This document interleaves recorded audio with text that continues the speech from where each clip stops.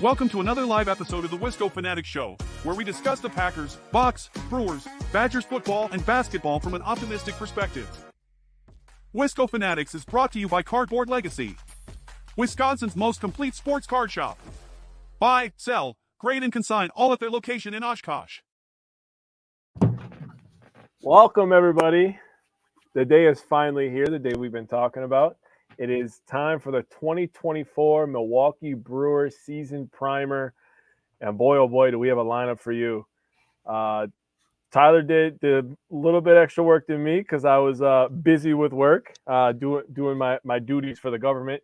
But we got a lot of interviews on board here. We got some stat projections, some pitchers we're going to talk about. We're going to talk about some newcomers, 26-man rosters. We're going to give you a record prediction at the end, some bold predictions. We got a lot of stuff on the plate for you today, but it's going to be a good one. Please do not be afraid to go into the comment section and ask us questions, put us on the spot.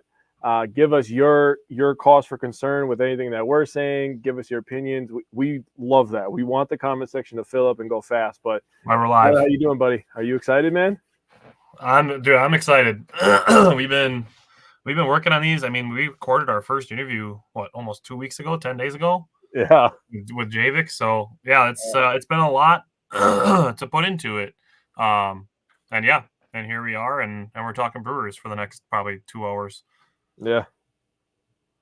Alrighty, so we're gonna kick it off, and we're just gonna start it off simple, and we're gonna give our 26-man roster projections. So, you want to do maybe all the position players and then starters, or position players and then pitchers, or I started at like catcher, first, second, short, third. I went by the numbers. Yep.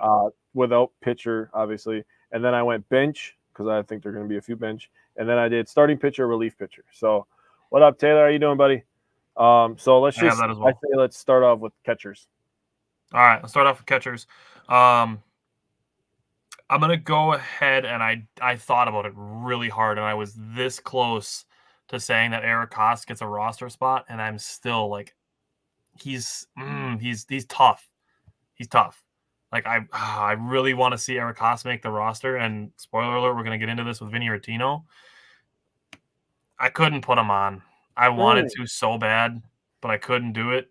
So my catchers, I have William Contreras and Gary Sanchez. Nothing sexy. Okay, I mean, well, playing baseball is good, but nothing unexpected, I'll say. So, spoiler alert, I do have Gary Sanchez on here, just not under catcher. Okay. But I have Contreras and Eric Haas as catchers. I think Haas is I agree with you that he was tough. I was thinking about it too. I have so many scratch out marks on this one page for this one section because I'm like, no, that doesn't make sense. That doesn't make sense either. No, he needs to be on there. So Haas, it just made sense to me when I wrote it down finally. So I have Contreras and Haas as catchers. I originally had Haas on, and I took him off in favor of another utility man. But I'm going to do utility at the end because I have guys that play multiple positions. So first base, I just have Hoskins. Same. Yeah. Taylor asked if Haas can play first base as like a platoon. Actually, if there's a guy that's going to be backing up first base, as like a platoon guy, it's going to be Gary Sanchez, actually. Gary Sanchez has some experience playing first base. Yep, that's where I go. So I also have Hoskins as well. Yeah. So. Second base, Bryce Durang. He's locked in already. Pat Murphy already said he's going to be the opening day starter. Yep. Shortstop, Willie Adames, locked and loaded. Yep. Third base, who do you have at third base? I have Joey Ortiz. There. Okay. I had to fit him somewhere.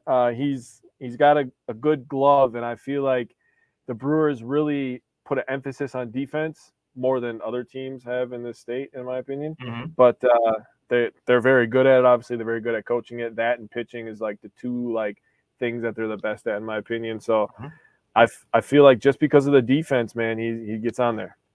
So I'll reveal this. I do have Joey Ortiz making the roster as a utility man because he can play third, short, and second. For third base, I put Andrew Monasterio. That's fair. Outfielders, I have 4 guys on here for outfield. I'll give you a spoiler alert. Joey Wiemer I have on the bubble. We'll talk about this with Vinny. but I have Joey Wiemer starting in AAA, so he can just get more swings with his new swing. Yeah. So the outfielders, I'm assuming, is Yelly, Churio, Frelick, and Mitchell. That's the 4 that I have. That's who I have as well. And the reason that I picked Mitchell over Wiemer is because Wiemer still has some options to go between the minors and the majors. So he still has some of that time left. So, again, work on the new swing would definitely be a good thing for him, benefit him and the team going forward. Yeah, and then just looking at – this is tough. So I also have Owen Miller making the roster as a utility man. Oh. And it's tough. Like, I'm really torn with this last utility spot because, like, you could add Haas, like a guy like Christian Arroyo, maybe. But I put Oliver Dunn as a utility man. That's fair. Just as like the backup second baseman, and I could see this being like Dunn could be out and Haas or Wiemer could be in, and it wouldn't surprise me at all. So I'll throw that out there. Do you have any other position players as like backups? So I put Sanchez down as DH because I did a DH spot. Okay. We'll get to Connor here in a second. It's a great one. And for utility, I wrote down bench and I put Andrew Monasterio. So Monasterio and Joey Ortiz, I think, are gonna be hand in hand. I think they're gonna trade days. Yep. And then I have Tyler Black on the bench. I would love it. I don't think the multi-position and the speed. I think I don't want to get into too much stuff just yet, but I really like the aspect of the Brewers' young speed. I think that, you look at a team like the Diamondbacks last year, they were kind of coming at you all the time with all their speed, right? And I think the Brewers can take that same approach, and Tyler Black is definitely one of those guys. He could play first base. He could back up first base. In case of injuries, he could play second, obviously third. So he's got a lot of options, in my opinion. I love Tyler Black, so I wholeheartedly endorse that. You like that one? Oh, yeah, of course.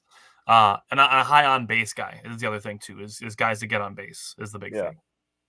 So Connor asked a question on the YouTube side. He asked, would Sal playing third change how you see the outfield?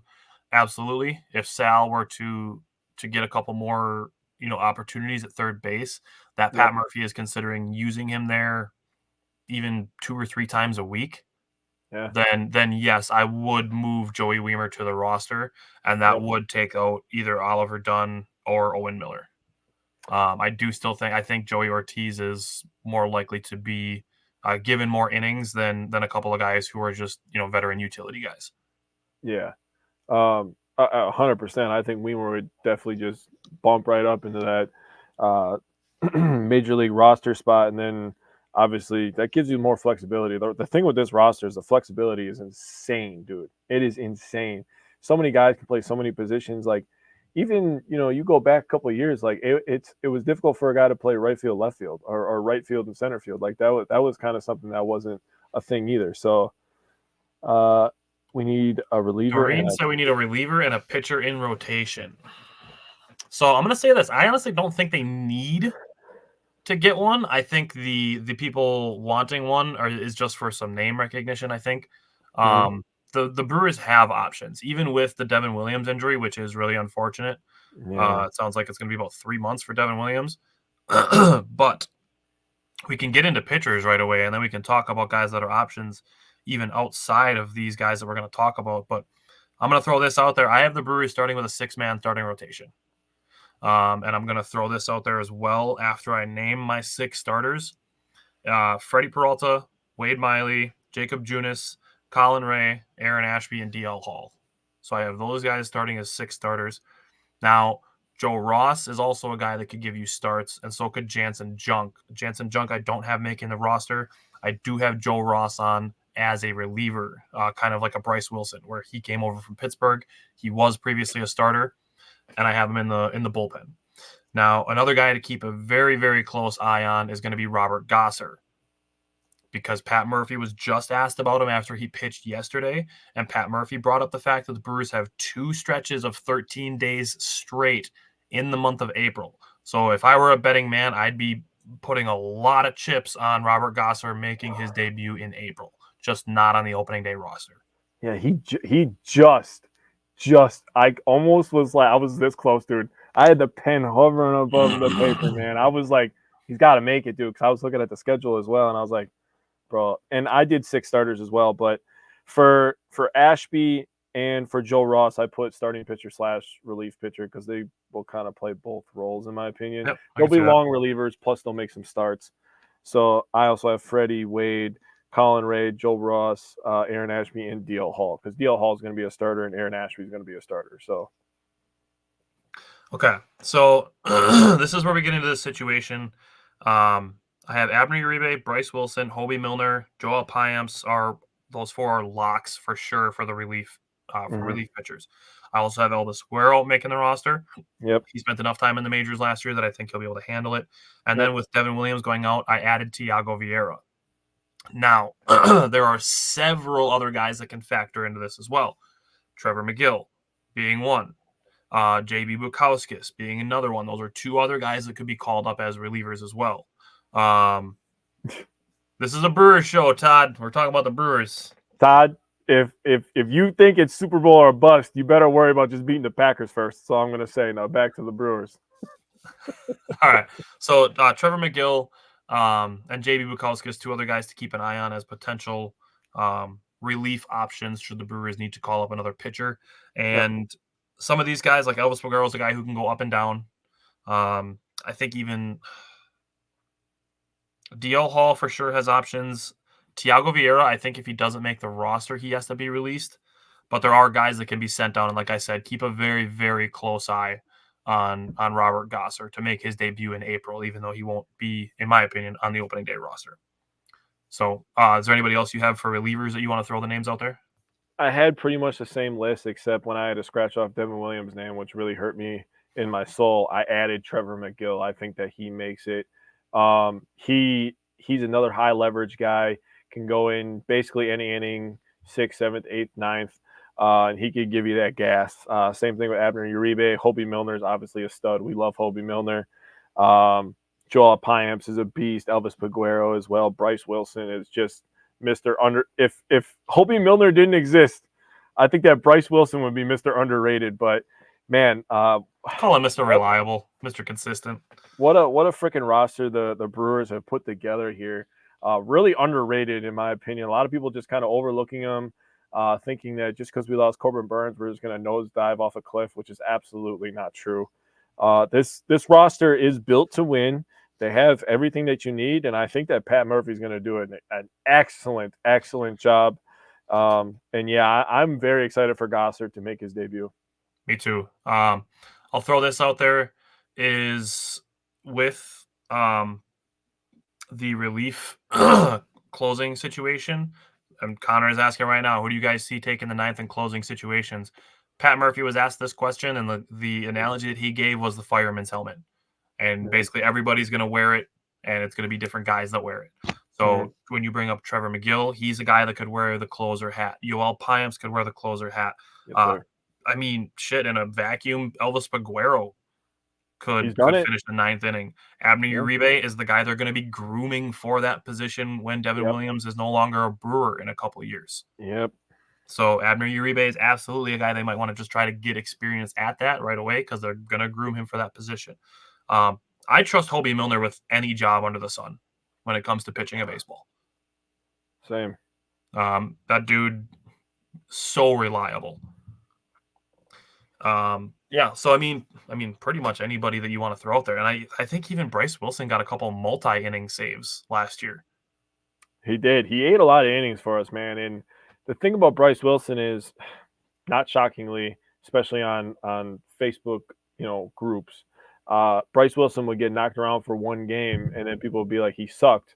But then, the next 5 or 6 outings, he would give up 1 earned run and strike out 6 people, and it was like, all right, this is what he does. Well, that's what the thing is. It's like you only hear his name once every 6 weeks, but it's when he gives up 4 runs in 3 innings. Yeah. And then you don't hear about him again until another month later. Yeah, exactly. Todd said, I'm sitting on the Minneapolis airport listening to people say how bad Wisconsin is going to lose to Purdue tomorrow. They lost by 8 on Sunday, and they went 5 for 24 on threes. He said, Yeah. as for the Brewers, I'm thinking 500 is a good season. We don't have pitching. I really disagree on we don't have pitching. You know, they don't have a lot of big names, but I think they have reliable out getters.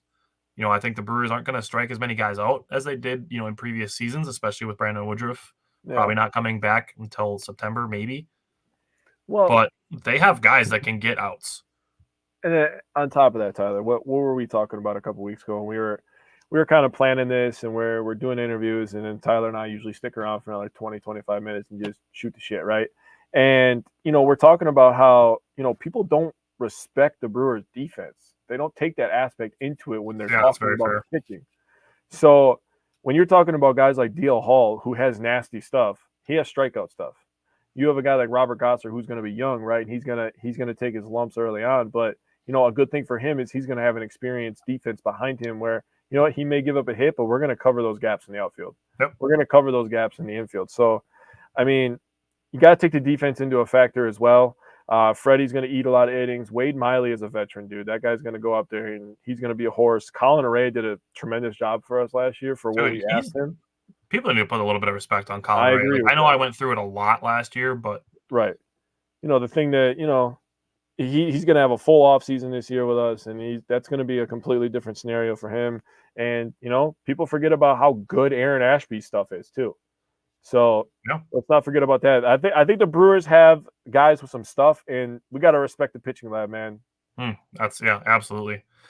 Connor said the rotation reminds me of 2018. Not many big name guys, but guys who can get it done, and that's 1,000%, 100% agree with that, Connor. With that. All right, so let's talk some stat leaders. Now, we did this only on offense, on batters, because we talked about it, and it's like if we're going to try to predict, you know, who's going to lead the team in strikeouts and walks and, you know, hits and stuff like that, all those are going to be all starting pitchers. So we just did offensive guys, so we're going to predict who we think is going to lead in batting average, home runs, RBI, stolen bases, on-base percentage, OPS, and hitting with runners in scoring position. So, Jake, who do you think is going to lead in batting average? Well, not shockingly, I went with the guy who's kind of becoming long in the tooth. What does your sweatshirt say? Yeah, that guy. Courtesy of Wisco Ball. Yes, courtesy of Wisco Ball. Shout out. Batting average, I went with Yelich, and I went with him having a 292 average. I don't think we have a 300 hitter this year, but I think we have a lot of hitters around that area. Yeah, I also have Christian Yelich at batting average. Todd said, I hope you guys are right. Just as long as we finish higher than the Cubs, we are just missing the stud to hand the ball for a big game. Fastball Freddie. We're going to get to starters of the year in just a second after we get these stat leaders. We're going to talk about some blanks of the year, and we're going to get to starters of the year. I have something very interesting to say about Freddie Peralta. Ooh. I'm ready for that. Who do you have leading the Brewers in home runs? Kind of a resurgent year for him. Kind of a prove-it deal that we got him for. We got him on a cheap deal. And there was an interview that we did that really kind of swayed my opinion on this. I'm not going to lie to you. I'm not going to say the interview because I want people to stick around and watch these because they're absolutely worth it and they were tremendous. Thank you to everybody who did the interviews, by the way. It took the time out of their day. But I picked Rhys Hoskins, and I picked him to have 37 home runs. 37. I also have Rhys Hoskins leading the Brewers in home runs. Rhys Hoskins, sorry. Rhys. All right. What about RBI? Who do you have leading the Brewers in RBI? I went back and forth. And I went back and forth for the reason of team success. And the two people I went between was Hoskins and Adames. Okay. Which one did you go with? I ended up going with Hoskins. Okay, I went with the other one. You went with Adames. I went with Adames. I picked him to have 106, which would be a career high for him because his career high right now I think is 96. I wrote it down somewhere. But also, a little funny tidbit about Hoskins. He has 69 postseason at bats. Nice.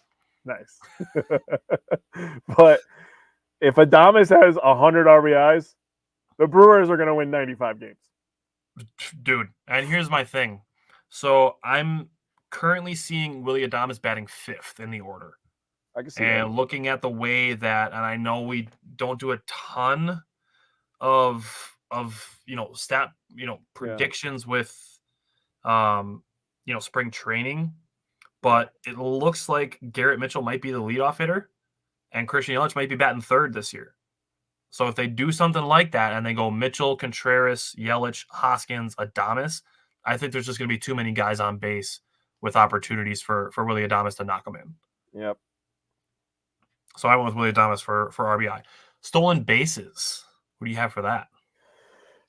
I went between two people again, Churio and Mitchell. And Really? I have another outfielder on my list. Do you? I do.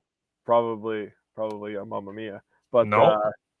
I went with Churio because he seems to have the knack for it. Oh, really? You went with Yelich? I did. I picked Churio at 44. Damn. Bro, he's a 5-tool. You got it, man. Just Jackson Churio is the truth over here. He is, bro. I think he is. Dude, Blake's been freaking gassing me up, dude. All right. What about on-base percentage? So for on-base percentage, I went with Contreras. He led the team in that last year, I believe. No, was it Yelly? It was Yelich. It was Yelly. I just feel like Contreras, he has a good eye. I think he's going to draw a few more walks. So I went with Contreras. I went with Yelich again. It's going to depend on walks and strikeouts. Like if he has a good year seeing the ball at the plate, then he can draw those walks. Yeah. Then I could totally see your prediction of Hoskins being the RBI leader come true. And either way, I still think Yelich is going to get on base a ton for the middle of the lineup. Yeah, that was really the big reason why I think Hoskins is going to be the cleanup. And if they do Yelly at third and they do Contreras at second and Mitchell at first, I mean, there's just going to be if you get Mitchell on base, I mean, if you hit it into the outfield, he's probably scoring, right? Right. He's fast. And then, Contreras was a doubles machine last year. Yelich was a singles and doubles machine last year. So Hoskins is just going to have frogs all over the pond. Yeah. And Adames right behind him. We get a couple situations of it happening, and I just want it to happen all the time of Garrett Mitchell and Christian Yelich on base at the same time so we can watch them run bases. Please. You know what I would really like to see? This would be interesting, actually, because Mitchell's so fast, and I'm not saying Yelich is slow, but like he doesn't waste energy when he runs bases. Like no, he cuts the bases so well. Dude, his strides are perfect when he runs the bases. It would be interesting to see Yelich at second and Mitchell at first. I would like to see that race because I think it would be close. I think Mitchell would beat him. Mitchell is so fast, dude. So fucking fast. All right. Now OPS is a different one. So we talk. You have Contreras at on base percentage, and I have Yelich, but I have Contreras with a higher OPS, which means I have Contreras with a higher slugging percentage to make up the difference. Michael said Contreras will lead the team in batting average. I could see that. It's not a far-fetched, thing to say. Like I think Contreras had like 286 last year. So if Jake is saying 292, I mean, you're talking less than 6 points of batting average. He batted 289. 289, so even less. And then he said Yelich is the best base runner in baseball. I don't have an argument against it. Yeah, there's an argument for it. I'll agree with that. So OPS, I have Contreras. OPS, I also have Contreras. Okay. He's pretty good at baseball. He is. He's very good at baseball. And then for hitting with runners in scoring position, I have Contreras again. I originally had Contreras. But if this team is going to mash and they're going to win, they're going to need Hoskins. They're going to need Hoskins to be a cleanup guy. So, and Contreras could lead in all these, honestly. That is literally how good he is with the bat. Oh, yeah. I think Sal is a sneaky pick to lead the team in average. I agree with that. Sal's got a great eye. Yep. And I'll say this, like as far as Sal goes, I don't have him. He's one of the guys that I have stat projected, which we're going to get to in a little bit here. But he needs some more experience for me to be putting him as like a team leader in that category with some of the other guys that are on the team. So I don't have him leading the team, but I do have him taking a pretty decent jump from where he was last year. So that said, we can get into some of the players of the year. So we have a Gold Glove watch, starter and a reliever of the year. We have our underrated performer picks, and then we have rookies and newcomers. So let's start with Gold Glove watch. Who is your Gold Glove watch player for the year? I mean, is it really a discussion? Is it? Bryce Terang. That's Bryce who I have as Terang, well. Gold Glove watch. I mean, the guy damn near won it last year. One of the main. I mean, I don't want to say it's the only reason because he had some streaks with hitting the ball. Obviously, he needs to be better in that area. But the guy had a 67 range grade, which I was looking at baseball savant. That's what he had. It's called That's range grade. insane, dude. Huh? 67? That's insane. Yeah, he had a 67 range grade, and he had a lot of runs, defensive runs saved. It's just if he can get a little bit more consistent with the bat, this is just my opinion. If he gets more consistent with the bat, I think it'll give him more confidence overall in every area. Not that he's not confident, and maybe he plays a little bit more loose and he makes even more amazing plays. We don't know. Yeah, and I'll throw this out there too when we get on the subject of hitting. I mean, Bryce Terang has a little bit of pop. He does. So he's I mean, the bat is there. He's got the opportunity for it. Let's jump into starters of the year. This is where I'm going to say this. Todd's not watching anymore because he had to get on a flight, but I have Freddie Peralta as my starter of the year. And I'm going to say right now, today is March 15th. I am starting the Freddie Peralta Cy Young hype train. Oh, choo-choo. I like it. I think if you look at how well Freddie Peralta pitched in the last 2 months of last season, especially in August when he won Pitcher of the Month for the NL, he's got ace-level stuff. And we're going to find out this year. He's going to be the opening day starter, and I think Freddie Peralta is due for a massive season. I would agree with that, too. He was definitely trending that way, but he was not my starter of the year. I ended up going with Wade Miley. I think Wade Miley's he's gonna go into the time machine and he's just gonna go out there and ball, dude. Do you want to hear my stats that I predicted for him? Is that who you picked for your starter? No, it's not, but I still did his stats. I mean, I'll take it if you want to give it. All right. These are insane if he actually does this. So I was going through all his years, which there's a lot of years on Wade Miley, by the way. And I was looking at trends and I was thinking about how he pitches and how this Brewers starting rotation, fills out, in my opinion, on my 26 man. And I was like, 13-5 is definitely doable. He was 10-4 last year. I have a 3.04 ERA. I mean, he works fast. So, and I really respect the Brewers. With hitters, it does. It does. And I really respect the Brewers defense. I have a 1.16 whip, 37 walks, 92 strikeouts, and a 2.15 opponent batting average. He's going to go crazy this year. I have Wade Miley with the resurgence. I like it. He didn't even have a bad year last year. No, he didn't. He got banged up. He can find a way to pitch this entire season healthy. Like, he didn't miss a ton of time last year, but I think he missed 6 weeks or something like that. Yeah. If he can find a way to pitch the entire season healthy, I mean, that'd be huge. For real. All right, for reliever, I put Hobie Milner, and this was even before the Devin Williams injury. And what I have with Hobie Milner is I believe he will pitch in pressure situations. And this is what makes Hobie Milner so important. What do you think is harder to do? To pitch with two guys on base, say second and third, with one out in a tie game in the 6th inning? Or coming into the top of the 9th with nobody on base and a 2-run lead? You're not going to hear an argument from me. So that's why a guy like Hobie Milner, who is so reliable, is so important. And you will hear the broadcasters talk about it all season about how good Hobie Milner is with inherited runners, and that is so important. And I think it's higher pressure to pitch with guys on base in a close game, when you're inheriting runners, than it is to come in with the bases empty in the 9th inning. They're playing your song, and you just got to come in, get 3 outs with nobody on base, and that's it. Those situations in those 5th, 6th, 7th, 8th innings sometimes are higher pressure than the 9th. So I have Hobie Milner as my reliever of the year player to watch. Yeah, you're not going to hear an argument from me. I also have Hobie Milner. Hobie's just a stud. He's one of those guys that really gets overlooked. When you make comparisons to other teams, I mean, you look at guys in the Bucks that get disrespected and they have a tougher job than people realize. You think of Pat Connaughton right away, right? Sure. And obviously, me and you, we're big Pat Connaughton guys. We're big Hobie Milner guys. I mean, yeah, you can make a comparison on every team. You can go on the Badgers football team, the Badgers basketball team.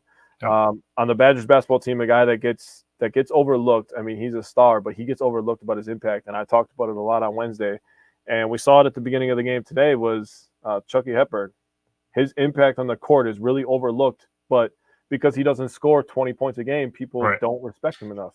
The phrase that they use all the time on Bally when they're talking about a guy like Pat Connaughton is chop wood, carry water. You need guys that are going to chop wood and carry water. Hobie Milner's one of those guys. 100%. And he's just down to earth, dude. He's just a guy's guy. So how do you not cheer for Hobie Milner? He's a stud. I predicted him to have 69 strikeouts. That's the only stat I'm going to give you, but nice. All right. Who are your underrated performer picks for the year? I did one pitcher and one position player. I only did one guy because if I would have did another guy, it would have took my newcomer away. But my underrated performer, I went with the guy that would have been the underrated performer last year, and I did Andrew Monasterio. That's a good one. He plays a lot of positions.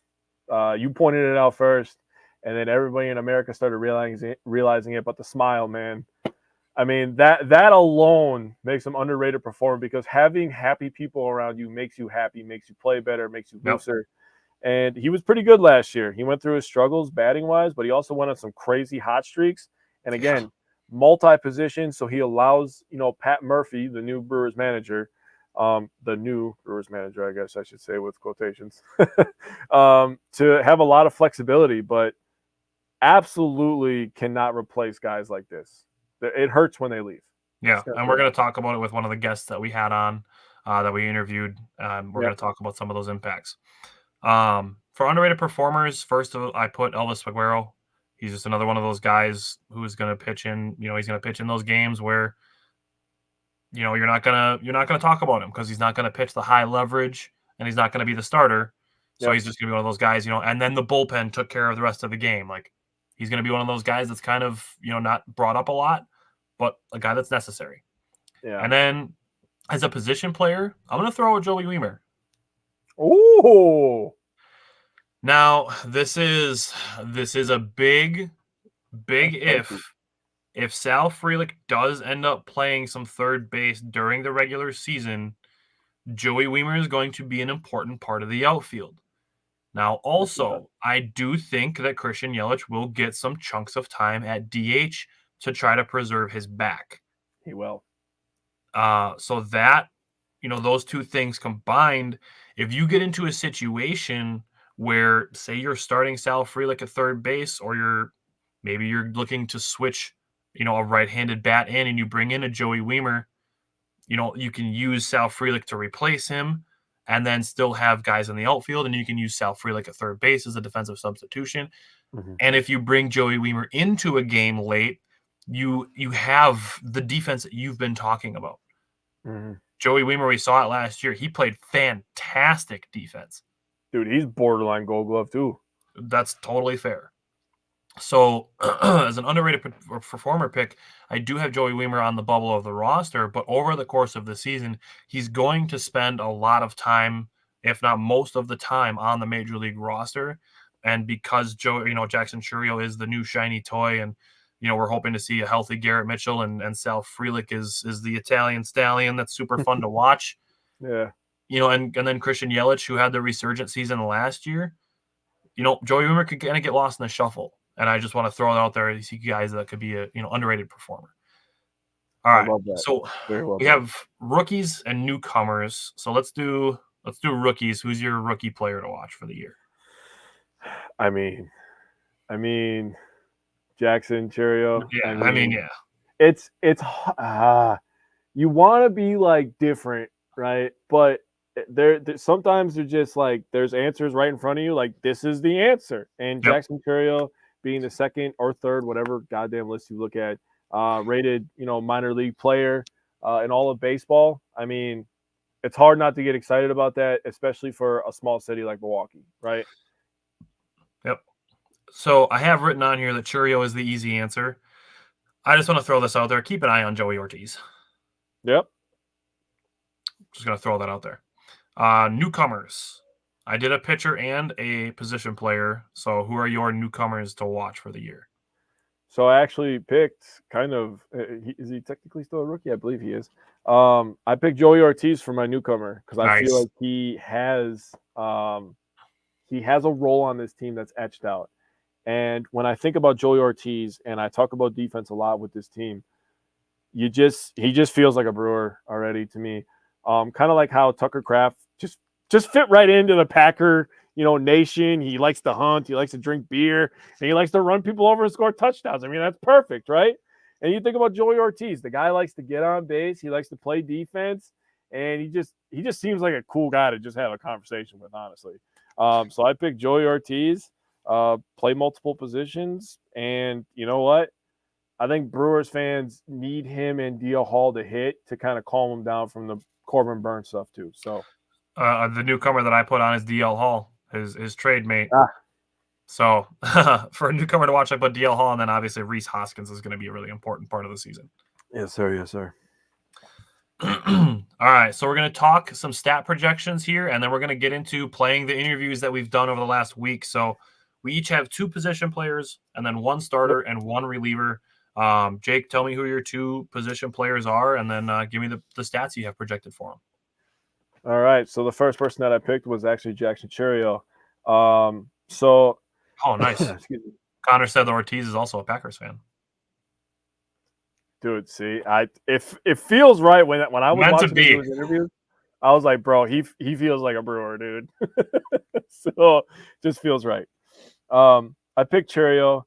I was looking at spring training. I was looking at all his splits, and like the thing with baseball, dude, is and on top of us doing all of our football stuff, we're doing baseball in the middle of it. You have to rub the eyes a little bit. In the middle of basketball season. Dude, so many numbers, dude. I swear to God, at one point in my life, I'm going to start talking in numbers. It's going to be awkward, but stick around for it.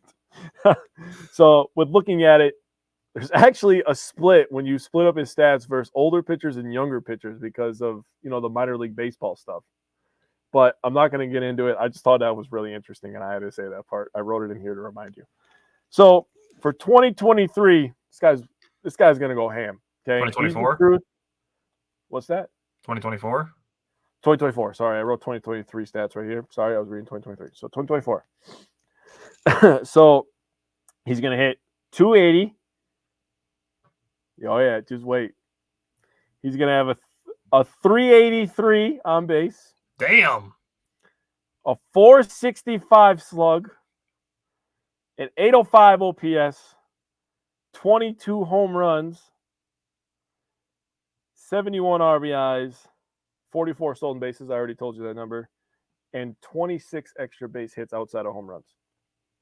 So you're basically saying that Jackson Churio in year 1 is going to have the season that Christian Yelich had last year. Pretty much, yeah. All right, I'm here for it.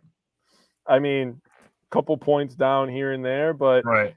He's got the speed and he's going to get the steals, man. And baseball is kind of starting to favor offense a little bit more, I think. They're trying to. They're trying to. So I think some of these numbers will get a little bit more inflated as we go on. Interesting. Who else you got? You want me to do my next one? Yeah, give me your other position player right away. So my next position player is William Contreras. I mean, guy is just a straight up stud. So if you remember, I have Christian Yelich hitting 292. I have Contreras very, very close at 290. So I have him at a 290. That 1 point better than he was the year before. I have a 380 on base percentage. I really think he's going to have a really good eye and draw some more walks.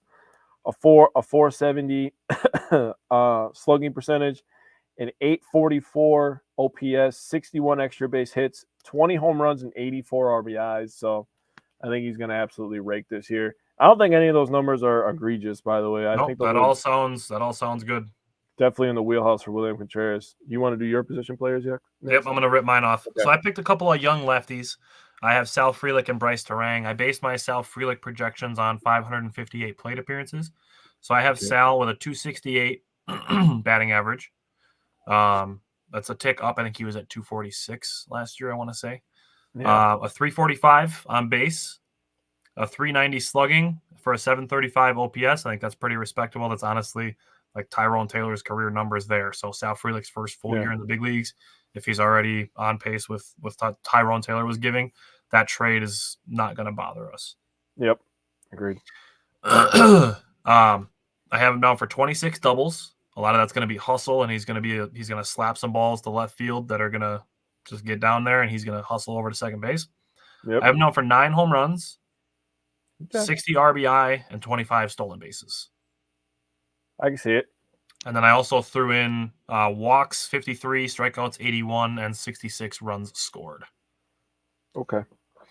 Bryce Terang, I based it on 500 plate appearances, maybe a little bit less than Sal, just because I think Sal's going to bat higher in the lineup than Bryce Terang does. Yeah. For Bryce, I put him at a 232 batting average, 310 on base percentage, 350 slugging, 650 OPS, 660 OPS, 14 doubles, 10 home runs, 46 RBI, 32 stolen bases for Bryce Terang. Mm-hmm. He had 26 last year, so with a little bit more freedom, I think Bryce Terang outdoes his number from last year. Also, Bryce Terang spent about a month in AAA in the middle of the season last year. True. And then I have him down for 42 walks, 85 strikeouts, and 59 runs scored. So give me your starting pitcher projections that you have. So for starting pitcher, I picked DL Hall. Very interesting prospect. And he definitely has some stuff and he has some swag, man. I'll tell you that. So a lot of these young guys coming up, man, baseball's going to get a lot more swag. So I have him at a 3.40 ERA. I have him at a 1.136 WHIP, 180 strikeouts. I almost did 200, but I don't know if he'll get all the innings.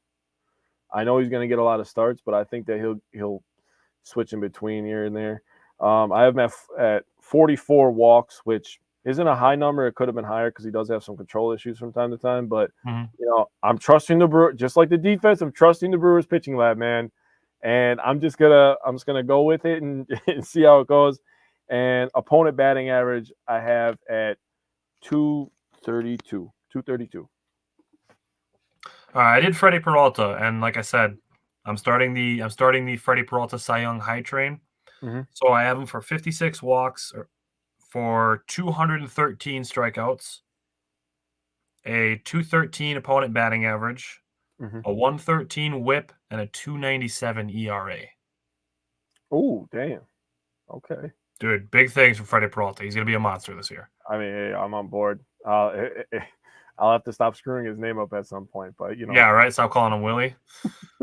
I corrected it in the middle of last year. I just kept doing it. I don't know what the heck was going on. But, I mean, you called Malik Beasley, Mikhail Beasley for like half the season too. Dude, I did it like 4 times in a row during the same game, and I was like, dude, you need to take a timeout. I just call him by his first name now, just Malik. All right. Who's your reliever? So my reliever of the year, I went with Abner Uribe. Flamethrower, again, a guy with some swag, and probably the quickest guy I've ever seen come up from the minor leagues to the major leagues. Oh, yeah, for sure. Just like, hey, I throw really fast, so I'm just going to go up there and we'll call it a day. Like, okay, fine. 80 innings in the minors? Fucking send them. No worries. So I have him. So we did this one a little bit differently because you have to do like appearances and not record and stuff. So appearances, I have him at 67. That was before the Williams trade, but I just kept it the same. I think it'll be around the same anyways. Just might change the inning that he pitches. Yeah. So 67 innings or games, I apologize. 80 strikeouts, 42 walks. He does have some control issues as well. So hopefully it's not as bad this year, but he's got some crazy stuff, man. So I mean, honestly, if people are up there not swinging and he's getting a tight strike zone, I could see that happening, which is insane. A 1.11 WHIP and a Mendoza line opponent batting average. So 200 for non-baseball people. All right. I have UL Piamps. I have him down for 63 appearances, a 3.35 ERA, 19 walks, 69 strikeouts. Nice. A 115 WHIP and a 230 opponent batting average. I don't think he'll be quite as dominant as he was last year, but still a really, really good late inning reliever. I agree with that. All right. Are you ready to get into some guest interviews that we've put together over the last week and a half? I am. I'm always ready for the interviews. The interviews are fun. All right, so we're going to start with Javik Blake. He is the AA media play-by-play broadcaster for the Biloxi Shuckers. We recorded this interview with him last week. Guest is Javik Blake, the media play-by-play guy for the Biloxi Shuckers. I had the pleasure of meeting him when I was down in Alabama for the Senior Bowl. He invited me out to the Shucker Stadium, which was gorgeous, by the way. And he was gracious enough to jump on with our Brewers primer. So we're going to ask him a handful of questions and get his input on the upcoming season. Yeah, thanks so much for having me. Always happy to hop on. Always a fun time with you guys. First of all, welcome back. I'm very jealous Tyler didn't get to go down there, but I will get down there eventually. It's on the bucket list now. There we go. And every time we do this prospect, it seems to be from a different location. Like I was out with family for Christmas. We did it there. I was in a hotel on the road. Now I'm in my apartment. So I think we just got to keep it up. I got to keep finding random places to be in here. We got to start filling out a bingo card or something, man. We'll get you in the press box with the casino behind you. We'll get one of those in there. There we go. Hey, we'll just do globetrotting around the Southern League and then randomly hopping on. That'd be awesome. I like it. All right.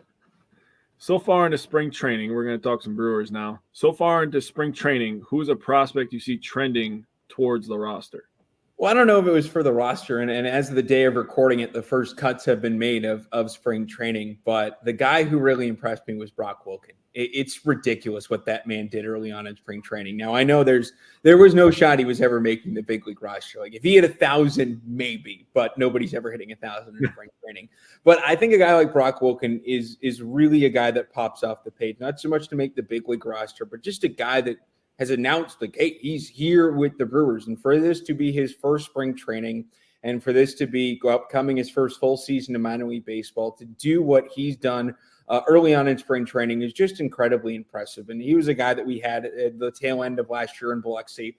And to talk with him then and to see what his sound bites have been during spring training, the kid's got a great head on his shoulders. And you forget that like he hasn't been playing pro ball for 5 years. I forget that he's going into his first full season of professional baseball. So what he's done early on, whether he ends up with us to start the year or he ends up in Nashville to start the year, he's just a guy who's incredibly impressive day in and day out. And this spring training, really looks hopefully to be a springboard towards just an incredible 2024 season. Maybe spending a lot of time by you, but by the looks of it, maybe not. Yeah. So this is more of a fan-related question. What would you say to people who spend a lot of time whining about the results of spring training games?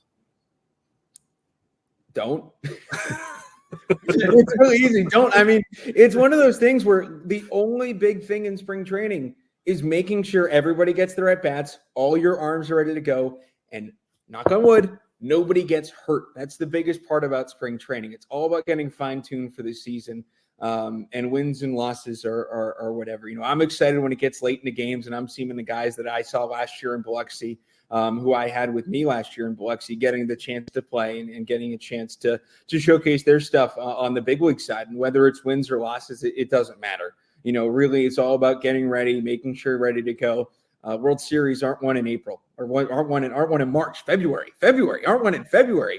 So, it's all about getting healthy and getting ready for the season, and however guys best get ready for the season is the way to go. We've seen guys who are terrific in spring training to be terrible in the regular season. We've seen guys who look awful in spring training win MVP and Cy Young awards. So early on in spring training, it is just that it's training, and you got to remember that much. Though everyone's excited baseball's back, and everyone wants to make sure the Brewers are winning as much as possible. That was an interesting statement you made. It's almost like we made that direct correlation with every sport, Tyler. It's pretty weird. Almost like it's true all the time. So this is the next thing. Have you learned anything new about Joey Ortiz or DL Hall? I've just read up a little bit on it. When Corbin Burns first got traded, I was like, oh, the Bowie Bay Sox or the Aberdeen Ironbird Stars better be getting traded for, because I'm selfish and I want, fun players in the Biloxi Shuckers. But, seeing who they got back, it's two real good guys. DL Hall's stuff is filthy. I mean, how are you supposed to hit it? It's ridiculous. And Joey Ortiz, too, to see his defensive ability from last year and see what he did in the Orioles organization is just incredible to see. And I think that's one of the big things of what they're getting back. You traded away 1 year of Corbin Burns for potentially 12 years of control with Joey Ortiz and DL Hall. And you got Hall, who could give you 6 great years if everything pans out. And Ortiz, who looks terrific defensively. And that's something that I think Brewers fans should be excited about. And especially with the influx of talent coming up through the system, the more young guys, the better. And I think they really have a lot of real good young talent to begin with before the trade. And after, it's just even better and even more impressive at the amount of youth they've churned down to this system. So last year we had kind of a under the radar guy, Andrew Monasterio, a guy who really wasn't on our radar as far as prospects are concerned. Who's a player that you think could have an Andrew Monasterio-like impact in 2024? Well, now for a guy who's under the radar who could be a lot of fun, it's Wes Clark. That's the first one. Wes Clark's just an incredible guy, unreal power. Hits the balls to all field, punish baseballs all spring training along in the early parts of it. But, one of the big things as well, and one of the things that gets you play at the big league level, and we've talked about this at length prior on Tyler Black's ability to play 7 different positions, but that positional versatility hanging around in AAA is really important to crack the big league roster. And I think 2 guys who really embody that, who I saw last year in Biloxi, are Noah Campbell and Isaac Collins. Isaac Collins gets on base more than anybody I've ever seen. He had a 420 OBP last year, walked at a 20% clip, and struck out at a 14% clip. So he's a guy who likely slots in probably in AAA to start the year. But he's a guy who can play just about every different position. He played up the middle. He played third a little bit. He can play both corners in the outfield. And then Noah Campbell is a guy who can quite literally play everything. Now, if you look on his baseball reference page, it says he's quite literally played every position, but that's because in Carolina one game, he did in fact play all 9 positions. So he has copy for it in his life. And he does have 1 save in his life, but that was part of a thing where he was just playing all 9 positions in one game. But Noah Campbell is another guy who really hit the ball well in Biloxi last year. And he's another guy who can play all 7 positions. We're going to take out pitcher and catcher. But can play 7 different positions. And that positional versatility is huge at the big league level because it's how you find yourself in the lineup every single day. That's why Tyler Black learning to play first base is so huge. He's a big league ready bat, but it's just figuring out where he goes defensively. And I think the more positions you can play, especially in modern day baseball in 2024, is incredibly important. So you guys in this system who can play multiple positions, Noah Campbell, Isaac Collins, 2 of those guys who not only have good bat to ball skills. Collins last year had 27, 28, 29 stolen bases and a 420 plus OBP. I mean, those are 2 vitally important things. And that, might not, that will help you get on a big league roster and help crack that and find you playing time. Even if, your primary positions are clogged up, you can play a position, go for it. It helps you get at bats. Calm down, man. You were cooking. Oh my goodness. I could have just literally listened to you for an hour talk right there. That was Wes Clark was my guy. I'm glad you brought him up. The other 2 definitely going to put them on the radar now. Well, now the big thing with Wes Clark is Wes Clark's power is ridiculous. I mean, that is a grown man. You look at him, and that is a grown human being. And I think he's one of the guys, and I know he's getting some time at catcher here with the Brewers in spring training. But if he can play catcher and first, the big thing for him last year were strikeouts. But, he still talked about it early on in spring training this year in a couple interviews that he's really trying to hammer the slider on those off-speed pitches. I think that's a really big thing for him this year because if he's able to cut down that strikeout rate from, say, around 30 to around 22, 23, the league average, I mean, he hit 27 home runs in a league where you don't hit 27 home runs. And you do that, you cut down that strikeout rate, put a couple more balls in play, and that power, I mean, that is a grown man swinging the bat. I like it. So you talked a lot about positional versatility. Now I want to focus on one position, outfield mainly. What do you think of the Brewers' system outfield depth? Unfair.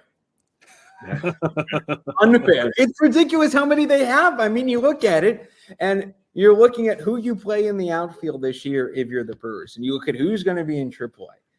It's ridiculous. I mean, you have Jackson Churio, who's otherworldly, all-world prospect, still a teenager at the time of this recording. He's probably going to turn 20 years old by the time this thing comes out. But you look at him, you look at Garrett Mitchell, you look at Sal Frelick, you look at, Christian Yelich has to play there. You got him out there. And that's an all-star MVP caliber outfielder filled with so many different young guys. Joey Weimer's out there. Garrett Mitchell's going to be back. I mean, that is an embarrassing amount of riches, and especially if you can develop the bat on the couple of guys that are there, and being in the big leagues last year and developing that bat and finishing out their development at the big league level is really big. You add that, and what are you going to do? I mean, it's a great position to be in if you're the Brewers of who do we plug in on a daily basis. But I don't want to be the one in charge of that decision. I just want to see how it plays out. One other guy that I want to throw out there, and this is maybe a guy that you'll see this year, is Luis Lara. I don't know if you have any thoughts on him at all. Very excited to see him in Biloxi. That will be a lot of fun. Now, obviously, he got kind of a cup of coffee, I believe, in Wisconsin last year. I mean, yeah, I think you got in Wisconsin last year. I think so, yeah. Coffee. A cup of coffee in Appleton. We'll obviously start the year there, but man, something about the Brewers and young baby outfielders that are like 18, 19 years old who are ridiculous are so much fun to watch. And I've seen some of his stuff, and man, when he gets to Biloxi, I mean, it's gonna be so much fun. So switching gears a little bit, what are your thoughts on the minor league baseball collective bargaining agreement that they've agreed to? Well, no, I have not seen it in particular, but, you know, I think it's one of the big things and one of the really great things that's come out the past couple of years on the minor league baseball side. It's actually pretty funny. TJ Shook, who was a pitcher with us last year and is with the Brewers in spring training right now, is actually the player rep for the Brewers organization. So each of the 30 minor league each of the 30 organizations have a player rep on the big league side, but also a player rep on the minor league side. And, you know, you hear the horror stories of what minor league baseball has been like for so many years. And I think it's really great. You know, now they get housing, they get, you know, their full pay year round. And I think that these are all of a couple of things that are just really, really big. And it's a big credit to not only the Players Association, a big credit to Major League Baseball, and a big credit of minor league baseball for upgrading these standards for players. And I think it's massive because one of the big things is obviously, you know, the better you sleep, the better, you know, you have access to nutrition and stuff like that, the better you're going to be as a player. And being able to take care of your players like that in the way that teams do is vitally important. I can see firsthand, you know, with how the Brewers treat their guys on a day in, day out basis.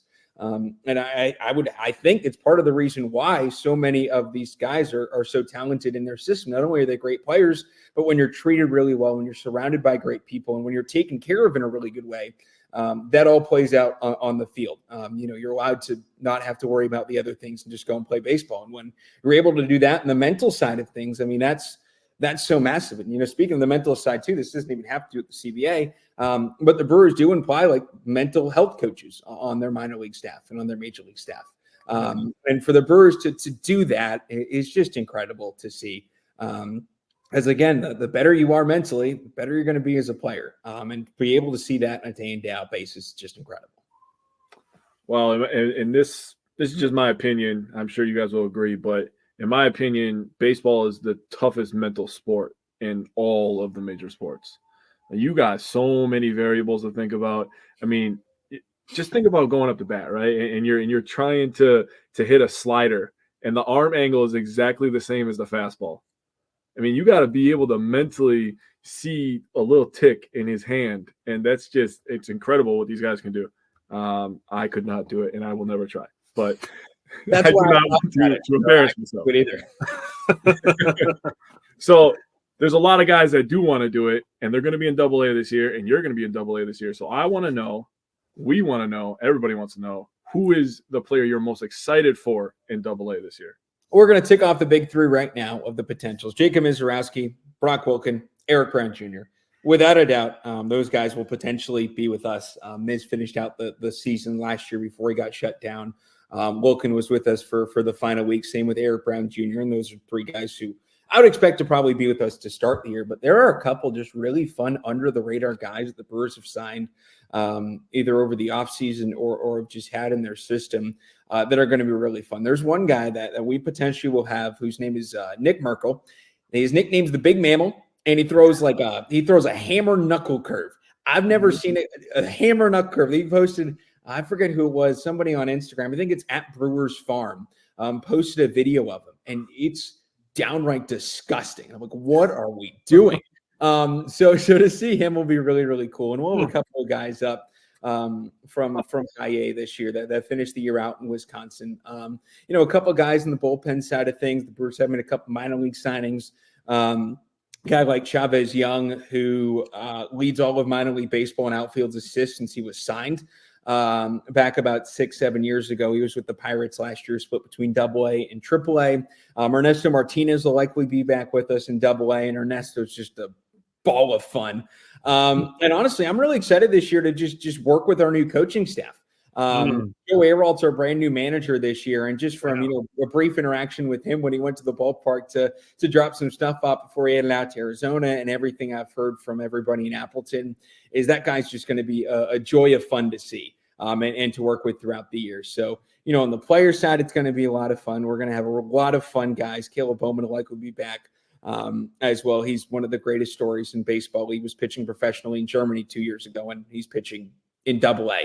But to be able to work with Joe this year as our new manager and to see the guys that we bring through, it's just going to be a lot of fun. And throughout the system, it's just going to be a lot of fun. If Luis Laura comes up, oh, buddy. It's gonna be fun.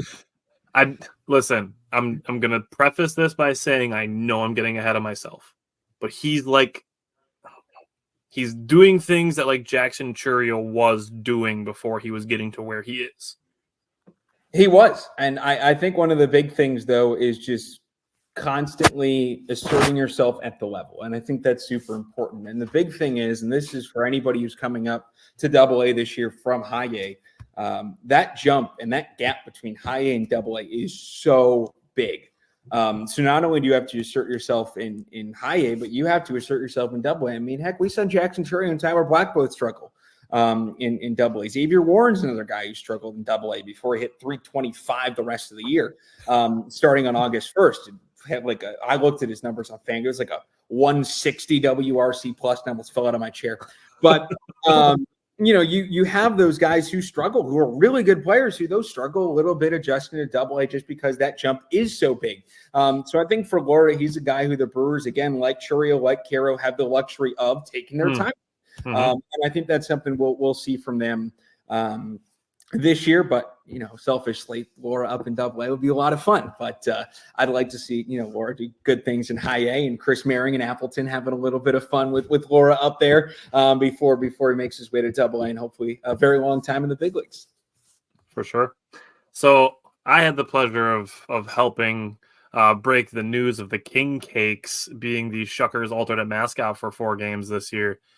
If you had to give the Brewers a small sample alternate, what would it be?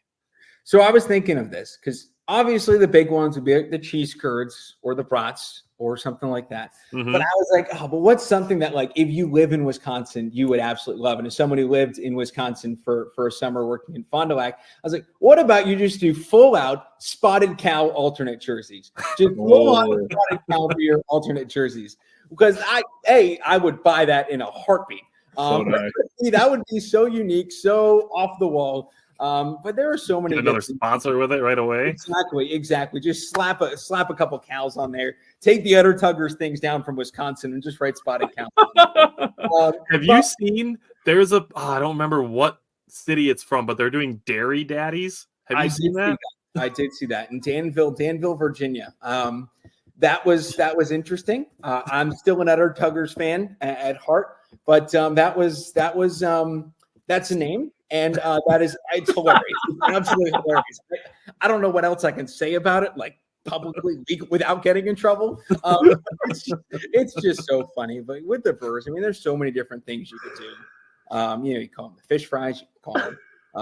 So many different ways you could go. But yeah, Udder Tuggers. The Mallards, they did the old-fashioned jerseys. They made the world's biggest old-fashioned. They did that. I did see that. And I mean, even the Timber Rattlers and the team I used to work for, the Fond du Lac Dock Spiders, did the Lake Winnebago Shanty Men, which is another one. So, I mean, there are so many good minor league baseball, like one-off team names. And if they did it to the bigs, I mean, that'd be hilarious. But the City Connect jerseys for the Brewers are already so good. I think if that's the closest we're going to get to one of those really fun. I even got the T-shirt on with it. Attaboy.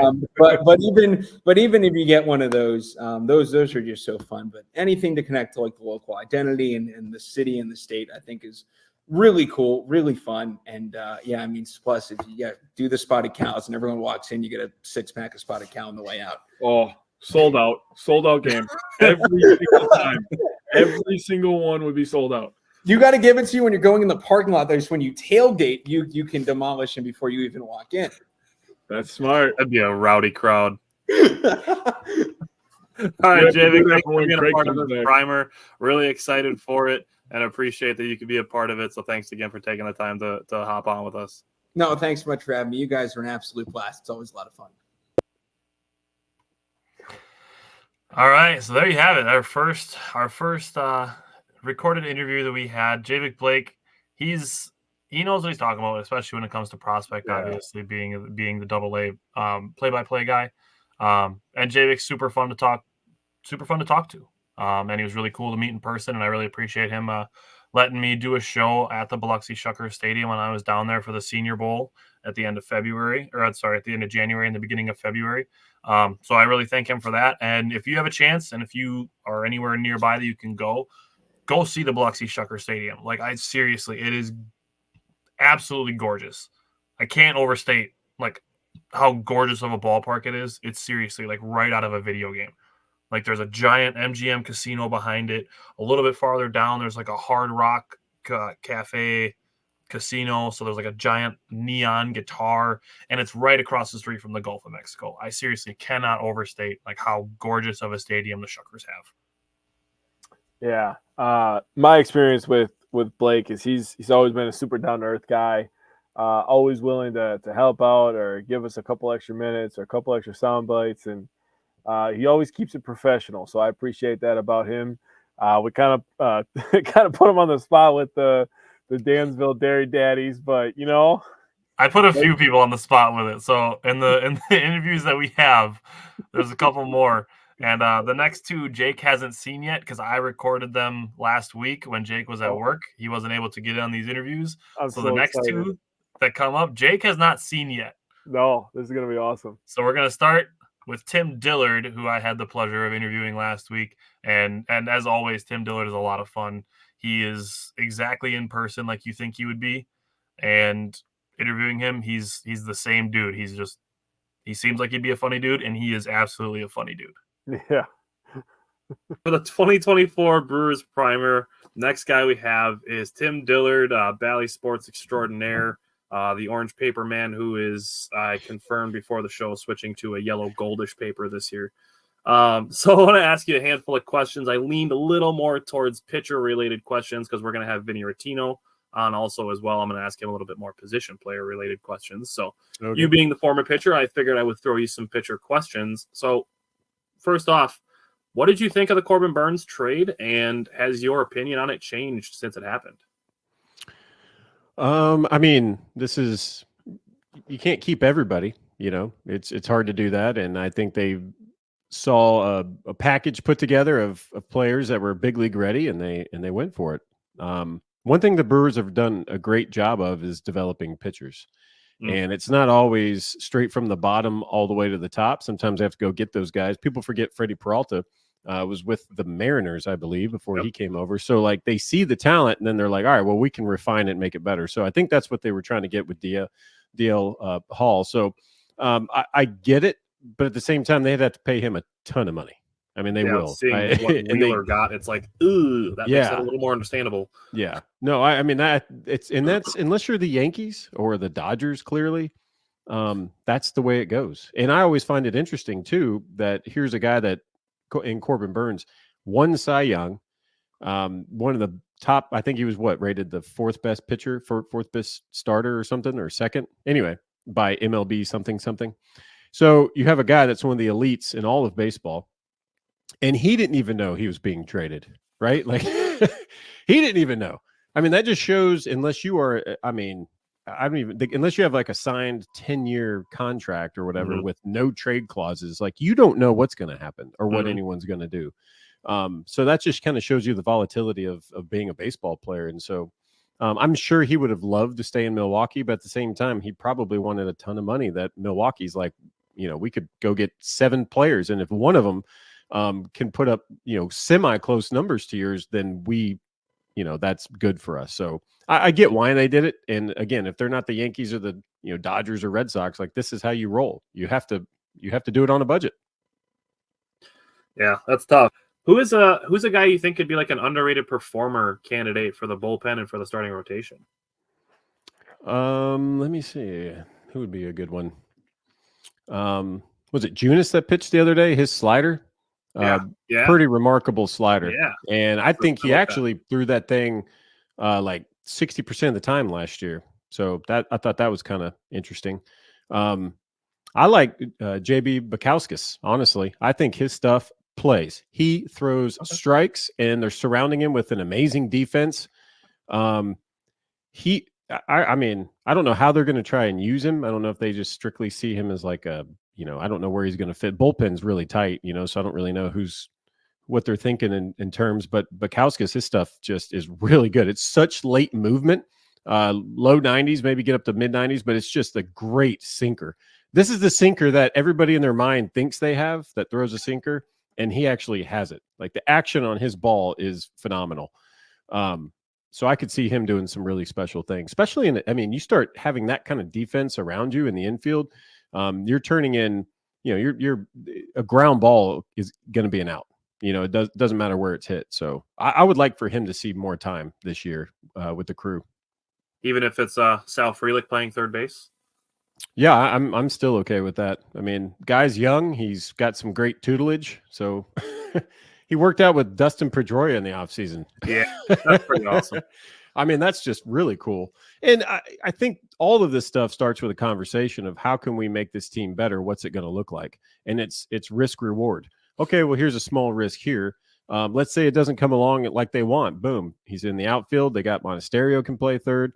I think you can do a lot of different things, but it's going to be centered around defense. I think that is what they wanted to do when they brought in Pat Murphy, just moved him up a notch in the coaching ranks to keep that same vibe, that same temperature of how are we going to win games? What's that look like? Let's keep it, let's set it.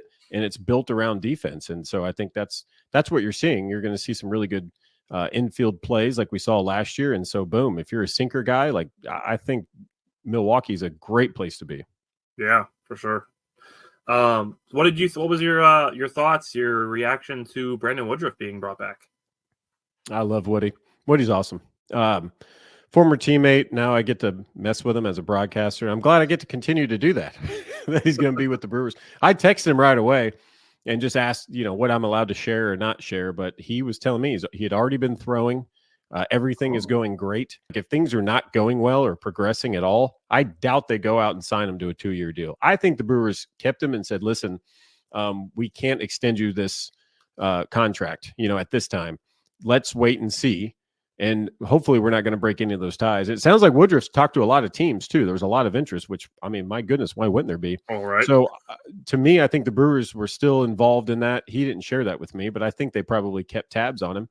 And then when the Brewers got to look at the medical, they're like, this is great. And so you end up paying the same money for 2 years as you would for 1 year, knowing that you're obviously not going to get a full year out of him, but maybe you do get something, in late summer. So I don't know. I think it's amazing. And what I love about Woodruff, he's such a genuine guy. He is the same guy with his family as he is with the media, as he is in the dugout or the bullpen or in the clubhouse.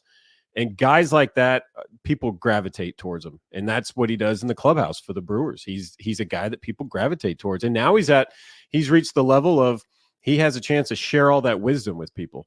And now he's going to be able to rehab and do everything in-house where the Brewers can monitor that, and he can be a part of that team. Good. The new guys coming in, the guys that have been here. I'm happy for Woodruff. I'm happy for the Brewers. Yeah, he doesn't even have to be the old guy either because Wade Miley's still around. Yeah. They probably don't let him forget that either. It's Pat Murphy was joking about him being 50 the other day. That's hilarious. The dynamic between Pat Murphy and Ricky Weeks and how they handle the dugout. And Ricky is so he's always been this way. He's just very focused. And to him to play as long as he did and then get in the front office to see how things work. There's a certain level, and you probably saw this again with Craig Counsell. You could say the same thing. Once you get behind the curtain a little bit, you're like, I have ideas, but Yeah. Ricky, knowing the ins and outs of where the organization's been, how it's moved. He knows everybody behind the scenes too, because there's so many people involved when it comes to a major league organization, and he has a chance to be able to weave through all of that. And now he's going, okay, this is how I want things to run. This is what I've seen. This is what I've noticed. This is what we do well. This is what we got to improve on. So now he's hands on. So, I mean, he's excited, and you could tell just in his press conference. Yeah. Oh yeah. And I talked to him. I saw him at the winter meetings. I talked to him for like an hour. I wasn't doing any business there. I was just there for sport because I live in Nashville. So I was like, well, I'll just show up. So just hearing him talk about the passion and the stuff, he could not wait. You would have thought that opening day was like whatever it was, mid-December. So that's what he's going to bring. He's not going to take a day off. He's a guy that's the same intensity every single day, wanting to get better. That's the way he was as a player. That's what you're going to see from a I guess a bench coach type role, and just alleviate some of the pressure from Pat Murphy. I mean, in a world where if you can alleviate some of that responsibility, then you should. And I guess he's kind of turned most of the offense over to Ricky and his ideas. So Murph's still at the helm, and he's gonna but it's all falling on this coaching staff, and it's gotten bigger, and that's what you have to do. I know Gabe Kapler kind of did it with the Giants and found success about having more coaches so that, nothing falls through the cracks. So I think that's what you're seeing here. You're just seeing more people come in a specialty type role to make sure that everything gets addressed. Almost like a football team type thing where you have like a head coach, an offensive coordinator, and a defensive coordinator. Yeah, I think there was an article or a tweet or something like that. Maybe Pat Murphy had a quote saying something like that. But yeah, I mean, there's a way things have always been done, and now they're finding out that, hey, we can do this better. It's not maybe a style of play on the baseball field. Baseball's kind of the same. There's a reason that the way you practice. They've been taking batting practice the same way for 50 years. Like it works. The way they do ground balls works, fly balls, that kind of training purposes before games, that works. But there's some philosophies in and around the game that you can change and modify based on your club. So does it seem like they're kind of grooming Ricky Weeks to be like a future manager? I mean, he's got promoted twice in the same offseason to go from where he was, and now he's all of a sudden in the dugout right away. Yeah, I didn't know he wanted to. Like, people were asking me, "Do you know that?" I see him every January, I guess, for fantasy camp out in Arizona, and I'd see him throughout the year in the big leagues, and I just, I didn't know if that was on his radar, but sounds like it is. I mean, if he wants to be a manager, I think he would do fine. I don't think he wanted to be the guy right away. I don't think he should have been. Right. I think he knew that if Pat Murphy's going to be here, then he needs to be the guy. And so I think the dynamic works. I know it's strange. I think people are probably like, maybe not fully invested in it because they don't know all the backstory and everything. But I think it's going to work out great. I love Ricky. Just spend 5 minutes with him, and you'll love him too. Yeah, and you kind of tiptoed around it, watching his press conference, and you could tell he's excited. Yeah, right. And it doesn't go away either. Yeah. So outside of Devin Williams' changeup, because that's a little bit of an unfair answer to the question, who do you think has the best pitch in the bullpen? You kind of touched on Bukauskas a little bit, but Abner Uribe. I mean, the guy throws 103, and it's got movement. Like, that's movement. If you manipulate a baseball enough, anybody can go and throw some kind of movement out there, and movement will always win. Velocity is great and all, but you saw, I've seen the last couple of years, I'm not picking on them, but for example, you look at the Reds starting guys. You got Ashcraft and you got Hunter Green. These guys throw fuzz. They'll be throwing 99, and then all of a sudden Yelich will just turn around to 99 at his belt inside, and you're like, how in the world? But if it's straight, you're giving a hitter a chance, right? You got to movement. You look at Greg Maddux. How come nobody hit Greg Maddux, extremely hard? It's because the ball's moving however many inches, That's what we're talking about with Junas's slider. It's like 13 inches of horizontal break or something like that. movement will win. Now, if you combine that with velocity, then you almost have an unhittable pitch. Yeah. Because by the time your brain even says, okay, well, I think I'm just going to swing right here, you're swinging at a spot where there's not going to be a baseball. Yeah. So, I mean, that to me, Abner Uribe, the only thing with that, it's very hard to sustain. Athletically, like just physically, of being able to do that, repeat your mechanics, but then keep the ball in the zone, right? That's when you see a lot of walks with guys that throw really hard and have a lot of movement. But if you basically you're just fighting against that. If I can throw this for a strike, I got a shot. So if you were the bullpen coach / Pat Murphy, what would your ideal 7, 8, 9 innings look like for the back end of the Brewers bullpen? I mean, you probably could just close your eyes and throw a dart at some of these guys. But you got to have Devin Williams 9, and then I mean what Payamps did last year was phenomenal, and it reminded me a lot of Solomon Torres with the Brewers in 2008, where he kind of just, I don't want to say came out of nowhere. It's like you knew he was good, but suddenly he's every game is relying on this guy. Payamps did amazing. I think he kind of ran out of gas there for a while because he was being used so much. But what he did last year, he's earned that 8th inning role. But then you got Elvis Peguero. I mean, you can put him in the 7, or you can put Uribe in the 7th. But I think that's kind of how it would go with those 4 guys as of right now. I mean, anything can happen. But I think if you were to draw it up in pencil today, I think that would be your 4 for the last 3 innings. Yeah. And maybe even a little bit of Hobie Milner in there as well. You could put Hobie in any situation. He is so. I mean, I don't want to say underrated because we talk about him. I talk about him on the show all the time. Yep. But he is just any situation. He is your guy. Something happens and you're panicking. Like put in Hobie Milner. I don't know. The way he is built mentally is just super. It's rare. You know, I've had these teammates where you're like, I've had a guy that just middle of the game, it could be the toughest situation, and he's just cool and calm.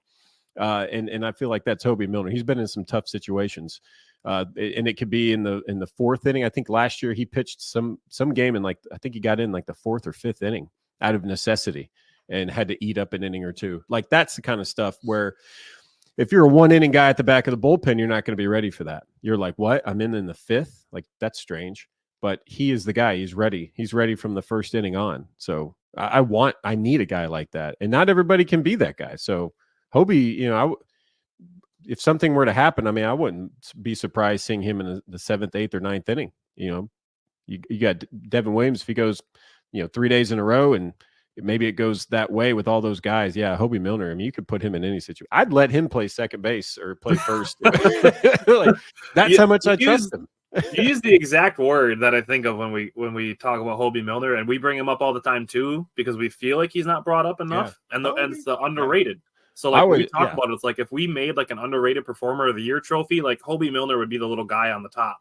Yeah, he was like the unsung hero, I guess what they call it. Like 2 years ago, I think last year Bryce Wilson got it. And I know everybody wants to put an award on it, but like I just pay the man his money. I just go back to Rounders, like pay that man his money. Like just he has proved himself over and over and over again in different situations over multiple years. Just lock him up. I don't know why that's hard, but I guess as a reliever, when you start to get really expensive, it's tough. You can't sink too much money when it comes to your budget into a bullpen. So hopefully he'll stay cheap enough, long enough where they can just lock him up for a while. Yeah, big fan of Hobie Milner. Okay, so one last question. Got to end on something kind of fun. Have you seen? Yeah, because baseball's not fun at all. Yeah, it's not fun, especially the way people act about winning and losing in spring training. Oh. Have you seen the Danville Dairy Daddies logo? Danville Dairy Daddies? I don't know. I can look it up. Do you want me to look it up? I got it ready for you. Yeah. I have seen it. Dudes in jeans, got a belt buckle. Danville Dairy Daddies. Yeah. To me, it's almost like they're taking the Milwaukee Milkmen, kind of their shtick. So that's how I see. And the Timber Rattlers did the Udder Tuggers a few years ago. Yeah. Just had to throw that out there. Just get some No, thoughts on it. See.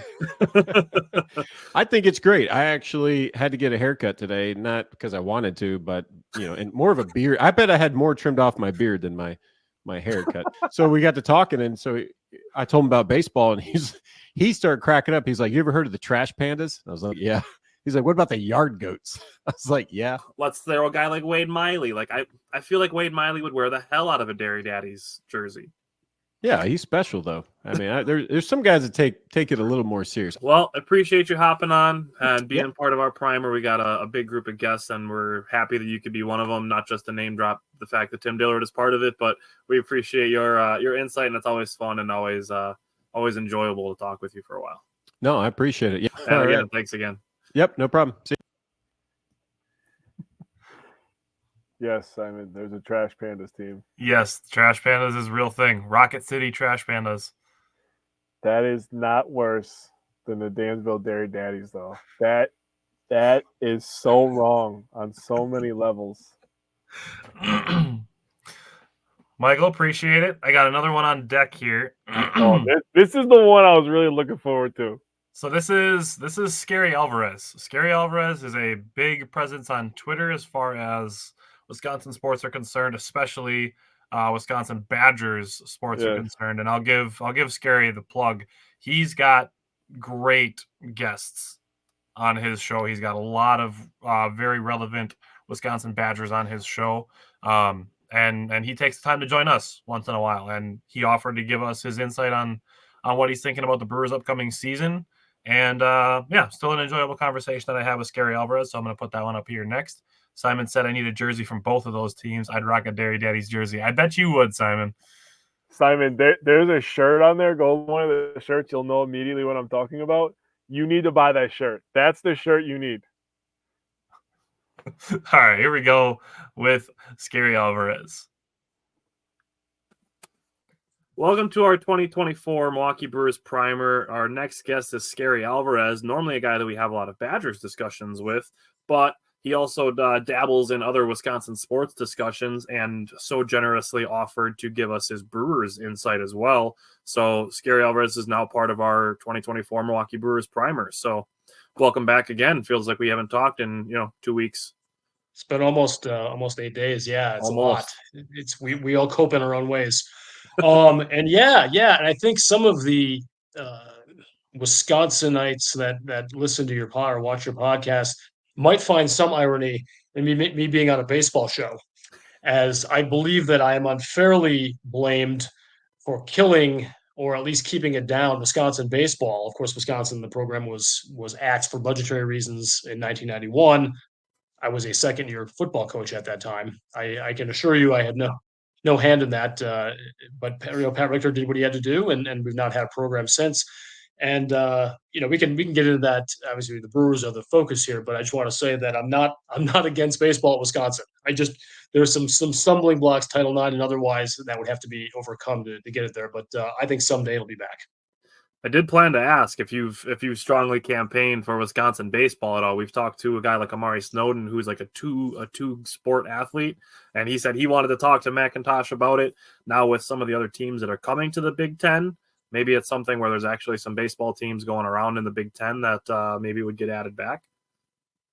Yeah, no, I'm not against it. I feel like it's gonna need boosters, and we're gonna need to either cut a men's team or add a women's team. It's a simple. I mean that is the calculus that you all have to do. And I don't know. McIntosh hasn't really tipped his hand about it, but if there could be a baseball program, of course you play your first month of the season down south, as all Big Ten teams do in the preseason or the early season before conference play. But yeah, taking a baseball trip to Los Angeles and Oregon and Washington and some of the it's fun, and there are a lot of really quality baseball programs in the Big Ten.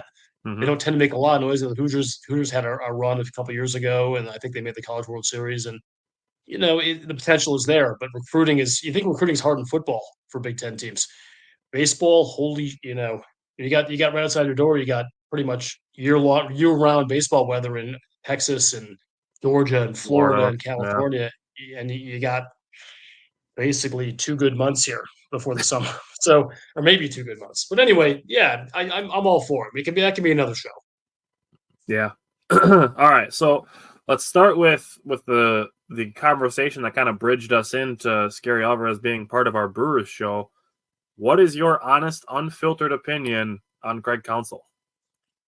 Yeah, I don't filter opinions ever, so just my honest opinion. It's come around a little bit, when the Cubs news first broke. Like all Brewer fans, it was shocking. It was a gut punch, figurative gut punch, but it felt literal. It would be like, me leaving the coach at Minnesota. I mean, it's that same kind of vibe. And that stuff just doesn't happen. I mean, Bielema's at a quote unquote rival now, but there was a long circular route before. And so I don't think that I certainly don't. I don't think any fans feel that Brett Bielema being in Illinois is a betrayal. But this was very, very different. This was just taking the money and running, and there was no way that the Brewers could match some of the stuff the Cubs are doing. It's just the way it is with a big market versus a small market team, as you well know. So I was very angry at him, and certainly not above doing some memes and things like that to jab at the guy. Do I think that Counsell's the devil incarnate? I do not. He has his reasons. He has the right to go where he wants to do to feel professionally fulfilled. All of those generic things are true. It's a fact. But when you get some of this later reporting that this has been his dream job and things like that, it does make you retroactively reevaluate some of the things he said and did at his time with Milwaukee, and you wonder if it was as genuine as it seemed, because he was as beloved a Brewers manager as I can remember since, some of these guys in the 80s when the Brewers were coming up and doing some of those, Harvey Keene and some of these guys. It's that vibe. Yeah. And it wasn't real. So that's a gut punch. I'm sorry. I'm not going to pretend that I'm going to be the bigger man and say it's okay. Counsell did the Brewers dirty. It's a fact. And that doesn't mean he needs horrible things said about him or threats. That stuff's bullshit. This is a game. Yep. But I don't like him. I don't like him anymore. I don't. I can't pretend that I do like him. And I don't wish him any success.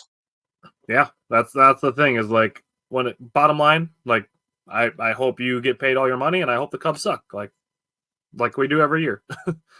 It was a situation where it's like Craig Counsell is leaving the Brewers and it's like, okay, where is he going? And then he's going to the Chicago Cubs. And it's like, there are 30 teams in Major League Baseball. And like you said, to the comments that he's made, it's like, it feels like the Cubs would have been like the 30th team that he would have chosen to coach. It's unbelievable. It's like Harbaugh leaving to coach the Buckeyes. That's a better analogy. Yeah. That's what it was like. Yeah. And can you even, I can't even imagine. It would have been hilarious as a Wisconsin fan to see that, certainly. Yep. Counsell could have been the Brewers manager until he keeled over. So switching gears into 2024 Brewers, who is a player that you're just excited to watch this year? I'm gonna not say the obvious answer, Jackson Churio. That's an easy one. So let's have fun with this. Sal Frelick and DL Hall.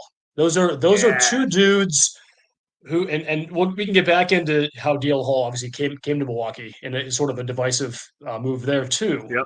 But I just think, and I'm really, it's not like I go into every season, please make it work at third base. But if Frelick can make it work at third base, he has it's I don't know what the results have been so far. He has as many at bats as he can handle this year. I feel like that's between that and subbing in the outfield, I think he's going to be, and he's good. He's shown, obviously showed last year a little bit. You got some glimpses of it. He has legitimate talent, and I really root for him. Hall has the arm, and it remains to be seen what he will do for the Brewers with that arm. Hopefully it'll be in its starting position. I know that's the angle they're going, but those are two guys I'm excited for. And we can just use DL Hall as a transition here. What did you think of the Corbin Burns trade when it happened, and has your opinion changed since then? We all have our gut reactions to something. So when you have a guy who is in any given year arguably the best starting pitcher in the National League, you're going to have a gut reaction to it. It felt like a gut punch in some of the same ways that Counsell did, but some of the different ways. Mm-hmm. Now, looking at it from a Moneyball perspective, when you play in a league unlike the NBA or the NFL, where you have real differences in team payrolls and significant differences, you look at it and say, who do we get for him? Because we were never going to get a long-term deal done with this guy. We weren't going to be able to afford it. So who'd you get? Well, you got DL Hall. I mean, so yeah, DL is highly unlikely to be a Corbin Burns at any time soon, maybe probably ever. But did you get a serviceable player with high upside? You did. Did you free up some room to sign other people? You did. And in this horrible landscape of the way baseball is done now, with the huge disparity in team payrolls, I think the Brewers actually did okay. Yeah. And I know that's a thing where like people are like, well, we should have gotten Jackson Holiday and Adley Rutschman for Corbin Burns. And it's the bottom line is the Orioles are trading for him knowing that he has to be paid. And Zach Wheeler just got a new deal for 3 years, $126 million. So you're talking $42 million a year for one player. And that's tough to be expecting to get a number 1 or 2 top 5 prospects in exchange. Losing Burns is a huge freaking deal. It's not quite like losing Counsell, but it's a top three Major League Baseball starter. That's a big deal. Yeah, and it's one of those things too, where like another guy to keep an eye on is going to be Joey Ortiz, the other guy that they got in the deal. Yep. So it'll be interesting to see how he factors in. If he factors in more at shortstop or third base or whatever they end up using him for, because he's actually playing pretty well in spring training so far. Well, that's good to hear. Right. But that doesn't mean that you can't have guys with wins over replacement numbers and things like there are things you can do. And I suspect that the Brewers did a lot of research. The office did a lot of research before making this deal. Yeah. Yeah. And Jake and I have talked about it on the show. The Wisconsin sports, just in general, have some pretty good general managing going on. So in Matt Arnold, we trust. Yeah, I mean, he's in the upper tier, I would say. But I do think, given how robust the Brewers farm system is right now, and it is robust. Oh yeah, they're doing something right. Mm-hmm. I think the future is pretty bright for the Brewers, and we'll see how this managing fit comes in and go from there. Yeah, lots of young guys coming, which is really exciting. You mentioned Jackson Churio already being one of them, but if there was a current Brewer, and I'll extend it to prospects as well, that you could have on the Scary Alvarez show, who would you pick? Yelich, and I think that because he is not only a good player. I mean, he's been a little up and down the last few years, but he's a bridge. So he's a guy who's been there long enough where he has seen, how things have gone, some of the roller coaster stuff. He's been on some good teams, been on some not so great teams. Mm-hmm. He'd have opinions on, hopefully, on Counsell that he'd be willing to dish some tea on. But he would also have some really good realistic perspective on the future of the Brewers. I mean, he knows. He seems like a bright guy who studies the farm system. He would know what they're playing with this year. So if anyone is going to have a realistic perspective on what to expect in 2024 in Milwaukee, it's going to be Yelich. And he's also kind of done a little bit of an up and down with the fans. I mean, there was when you have 6 home runs in June, and you have the deal that he has, he's seen something, he's heard something, he's heard the boos and the guffaws, and then to in many, like he did in the second half of 2023, turn it around and show that you still got something in the tank. Yep. That'd be a really fun interview. And the kid's got a cool personality too. I call him a kid. For the Brewers, he's a KG veteran, but he seems like a good dude, and it'd be a lot of fun. It seemed like, I think Woodruff would be a fun one to see on the Scary Alvarez show. Wade Miley, definitely. And then even going to the coaching side of it, I think Ricky Weeks would be a really fun Scary Alvarez podcast guest. Yeah, Weeks is I'm really glad he is where he is. Yeah. And, you hear the like co-manager and things like that, but he's such a locker room guy, and I'm curious to see how that leadership thing, manager, et cetera, operates this year. I don't think it's gonna be a bad thing. I think it's gonna be cool, but it's two very different dudes filling, I think, two very different roles. I will say it's impossible to know how the mix is going to come out of the oven, but I do think that, kind of like with their farm system, the Brewers have a lot of pieces in place that would lead you to believe they're going to be a competitive team. Yeah. Until you see it on the field, you cannot lose Craig Counsell and the way his mind functions and the way he manages and how detail oriented he is, and not be a little bit apprehensive about how things are going to be in the future because he's so good. But I like the mix that we have coming in, and I don't want to write anyone off. I think this team could be a lot of fun this year. Yeah, for sure. And it's Pat Murphy, so it's the guy that's been 3 steps down from Craig Counsell, literally 3 steps down from Craig Counsell for the last how many years? So yeah, so it's he's the Brewers' Greg Gard. Pretty much.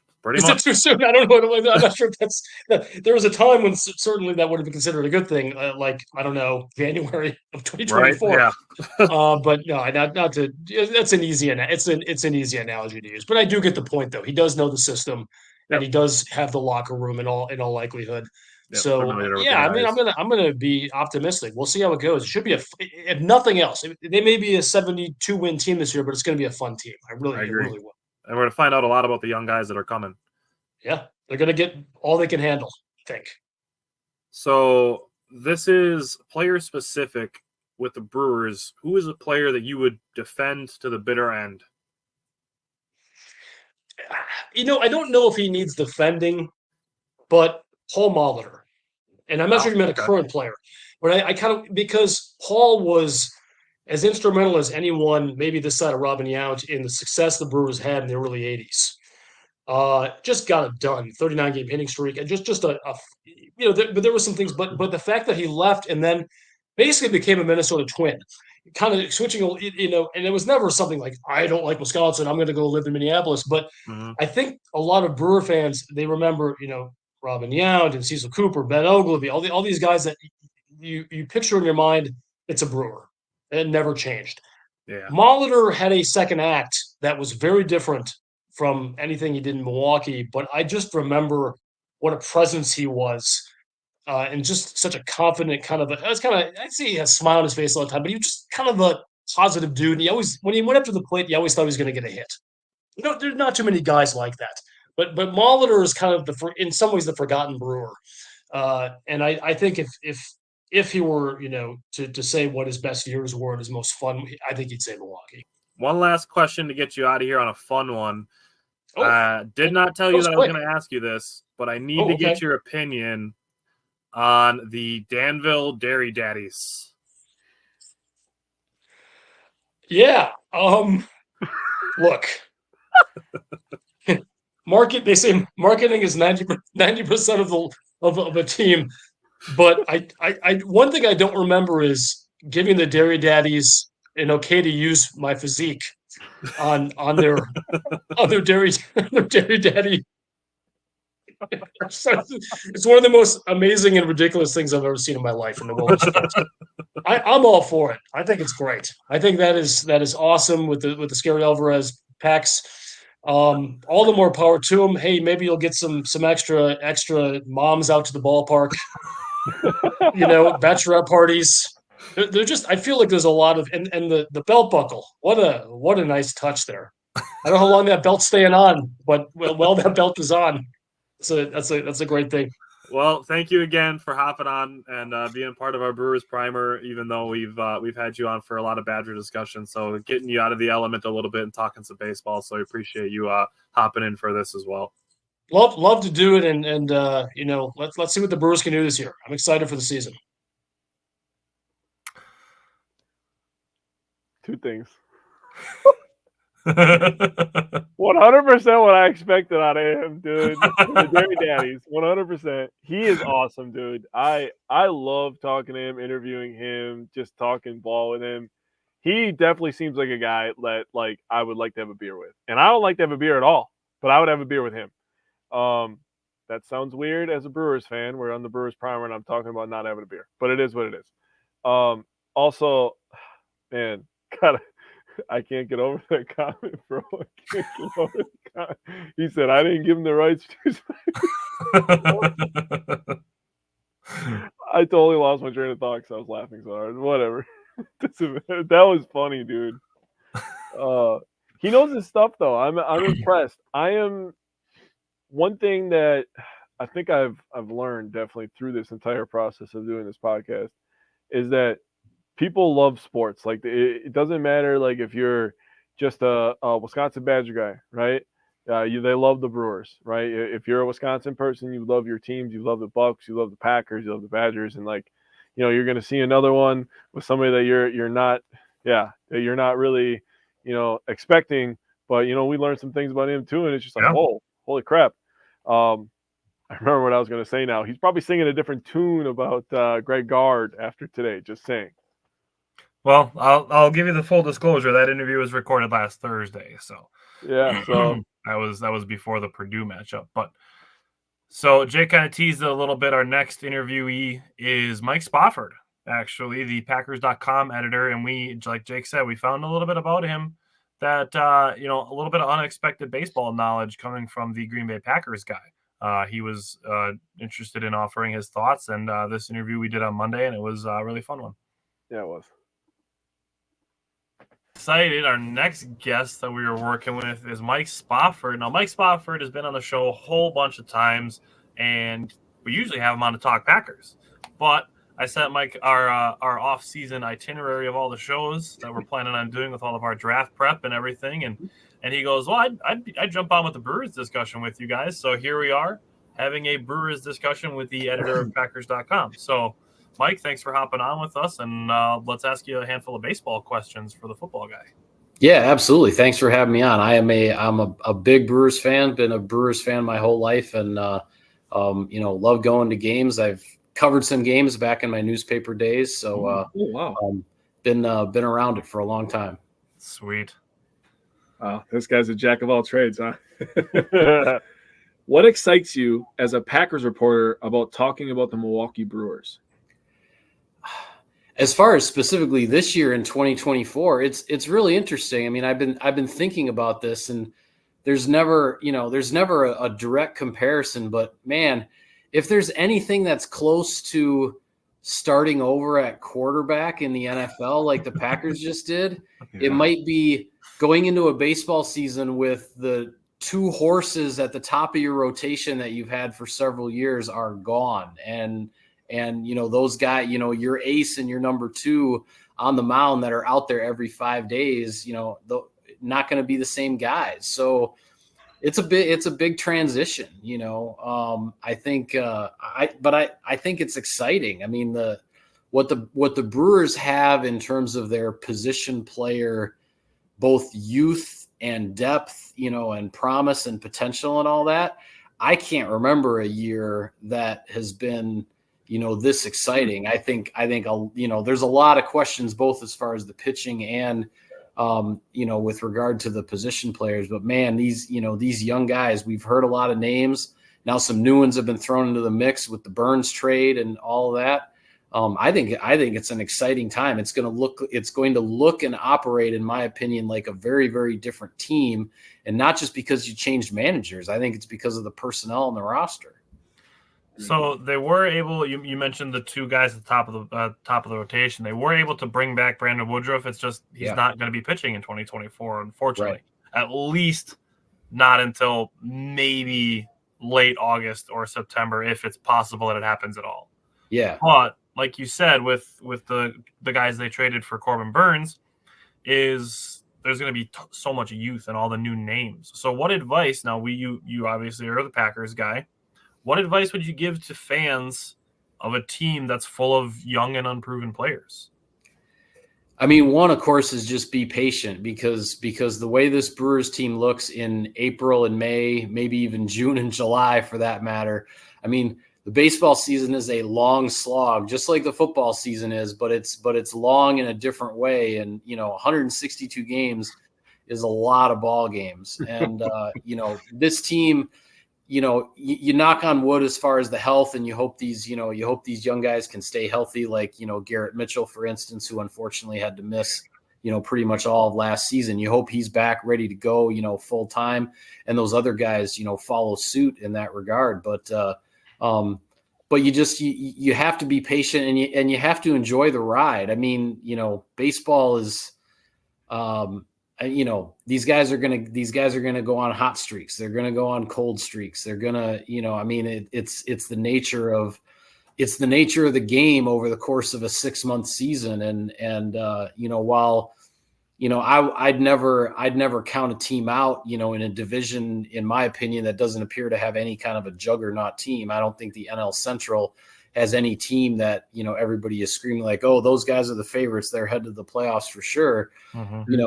So there's always that hanging out there. But at the end of the day, it's going to be, after 162 games evaluating, okay, how did the youth do? Where are these guys going? Where are they at? And, we'll probably be able to talk football comparisons throughout this entire conversation. But, if anybody had said, at Halloween that the Green Bay Packers were going to be one drive away from the NFC Championship game, nobody would have believed you, right? So it just, it's a long season. You got to let it play out. You got to see where it goes. You got to see what happens. And I think there's a lot of reason to be excited about the Brewers, whether or not the playoff streak, continues this year and, in terms of making the postseason or adding to that, list of postseason years, whether or not that happens, I think there's a lot of excitement about this ball club. Two major things I took away from that, Mike. First of all, great answer. One, it's pretty shocking that you'd wait the entire year to evaluate players. That's pretty crazy to me. 30 games in baseball, you're supposed to make all your decisions. Yep, that's right. Yeah. Yeah, we're going to wait until trade this guy, keep this guy in the minors. And this April 22nd, Jackson Chourio isn't the guy. Yeah. Yeah. Exactly. Yeah. I don't know. I think Brewers groups on Facebook would decide that the baseball season is over in June. I don't know if you remember that, Tyler. Last fire year. Pat Murphy right away. Yeah. The baseball season was over in June. That was surprising to me. But quickest baseball season of my life. So it's pretty fair to say you're going to get to a game this year. So if you get to a Brewers game, who is a player you're going to want to see? Well, I mean, the top of the list is obviously Jackson Chourio. I mean, assuming he's going to be up with the big league club, I mean, there's a ton of anticipation, I think, for any Brewers fan to get to a game and to see him play. But there's a whole bunch of guys that would sort of be, answer 1A as far as that question goes. I mentioned Garrett Mitchell before, I think, if he's a guy who's playing every day or relatively every day, maybe except for, facing left-handed pitching, perhaps, that's a guy I want to see. I mean, we haven't seen a full season of Sal Frelick, right? I mean, he was a, mid-season call-up. And then there's a possible position switch, with him going on and taking over at third base. And, Joey Wiemer's new stance and swing and all that's being talked about in spring training. I mean, I went to a lot of games last year and I kept texting my friends when I was at games. The first time I saw Joey Wiemer, actually, it was in early or mid-May. I had just randomly flown out to visit a buddy of mine out in San Francisco, and the Brewers were playing the Giants on the road that weekend. And so that was the first time I saw, Joey Wiemer, in person, like at a game. And I couldn't believe the stance and the swing and the fundamentals. And I'm like, how in the world is this going to work? And he went through his hot and cold streaks like young players do. I mean, I was also at a game where he murdered a fastball against the Dodgers at AmFam Field that went 400 plus feet to win a ball game against LA.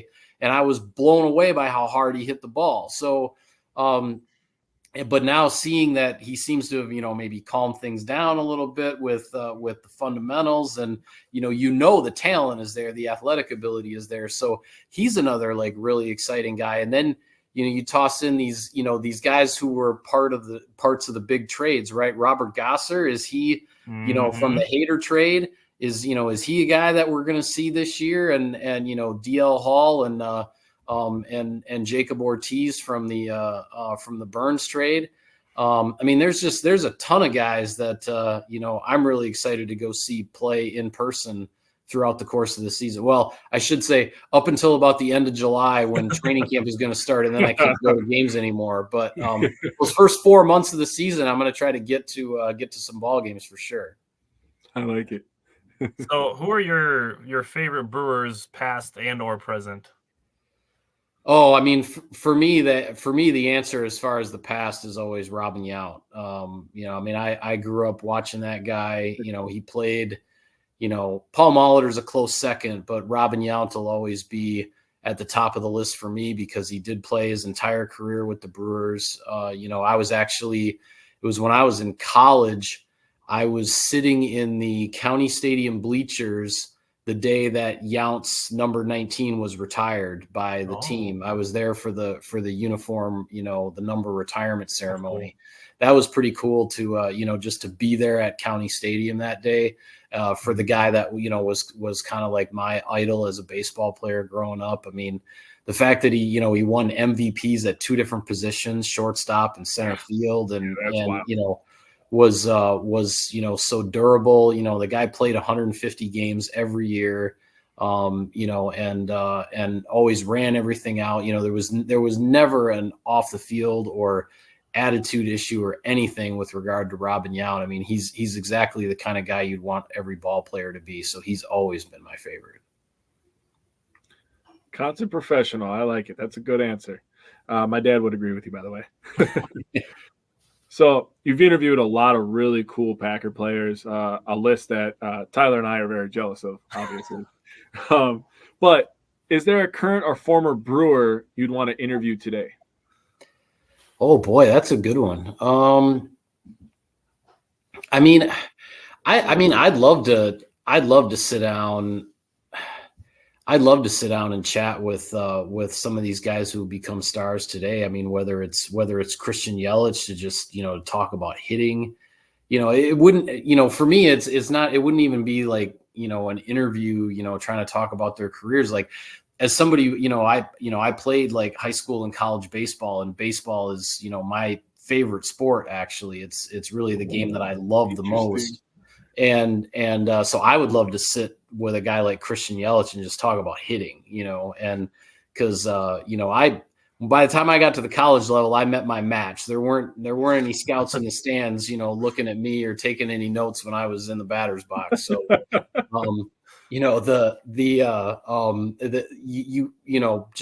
I'd love to talk hitting with a guy like that. Like, what's it like to face a 98 mile an hour fastball? What's it like to face a 92 mile an hour slider that, breaks at your back ankle, and how do you try to hit that, so that's what I would enjoy from an interview opportunity.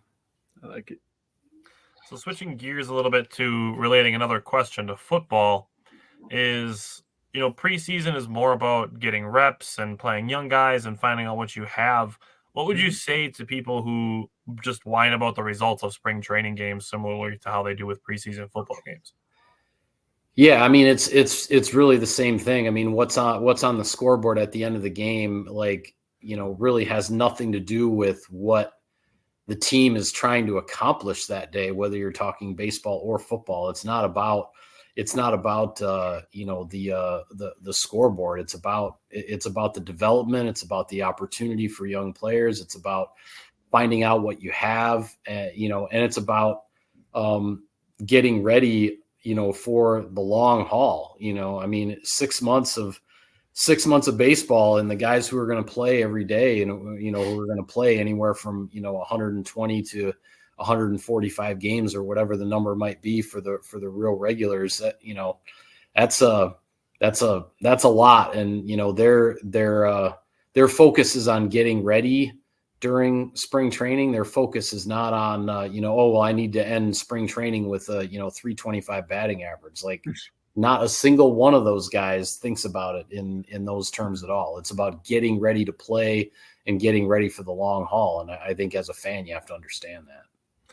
I would say the same thing with pitchers too. Like the other day, Freddie Peralta, he got banged around a little bit, but he was literally trying new pitches that he's never thrown before. Sure. Yeah. And I've seen that too, as an example, like in training camp, covering the Packers practices, like for those who, kind of, follow all the stuff on social media and all of the, minutia of the coverage of training camp, which, there's plenty of it out there on the Packers.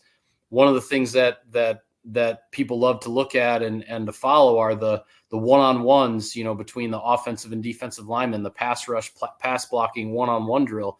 Well, there are some days in that drill where the pass rusher is maybe working on a technique that he hasn't used before, or the offensive lineman is working on a technique he hasn't used before. Those are things that, covering training camp practices for a couple of decades now, those are things that you have to understand. And it speaks to your point about the pitching, that guys are going to try new pitches in spring training. They're not going to try new pitches on April 15th. I'm very disappointed in myself right now because I make a lot of comparisons between sports when we go live on Wednesdays and Fridays. I make a lot of comparisons between the teams, but I never thought to do that in the training camp. I don't know why I never thought of that. That's smart, actually. I should. Oh my God, I'm very mad at myself right now. That was smart. So that and patience, the overarching themes, definitely good ones to keep in mind through the season. I'd be happy to check in with you during the season too, especially before you get super busy with training camp and get some of your thoughts during the season. But thank you for taking some time to jump on and answer a handful of questions and be part of our extravaganza of guests that we have for our Brewers Primer. We're excited that you could be a part of it. Yeah, no, I appreciate you guys having me. It was a lot of fun. Thanks a lot. Thank you. So Mike Spofford's favorite sport is baseball. Yeah, that still to this day, it's almost been a week with that. Knowing that information still blows my mind, dude. That is wild to me. Favorite sport is baseball, but he obviously loves football too. I mean, you don't work as doing this for that long if you don't love both. But man, we heard about some of his college stories, and that was a lot of fun, man. He's Mike Spofford. He's a great guy, dude. He truly is. Yeah, big fan of Mike Spofford. Yeah. All right. So appreciate everybody sticking with us. We have one more interview, and then we have our bold predictions and our record predictions. So we have Vinny Rottino left as our last interview, and then some spicy predictions and our record predictions, and that's our primer. So we're gonna play our last interview, and then we're gonna get to the last of the predictions, and we'll be out of here. Questions, and we're gonna tug at the heartstrings of some Brewers fans, but we're gonna get it. We're gonna rip it off like a Band-Aid and get it over with. So, what did you think about the Corbin Burnes trade when it happened, and has your opinion changed since the trade? No, well, it's when it happened, I was excited, to be honest. Okay, Ooh. Because these are the types of moves. I was sad to see Corbin Burnes go, of course, but I was excited to see the package that they got back in specifically the name of DL Hall. Love DL Hall. So as a scout for the Texas Rangers in 2017, I did a lot of homework on the draft. Even though I was a pro scout, I did side work for fun, basically, on the draft.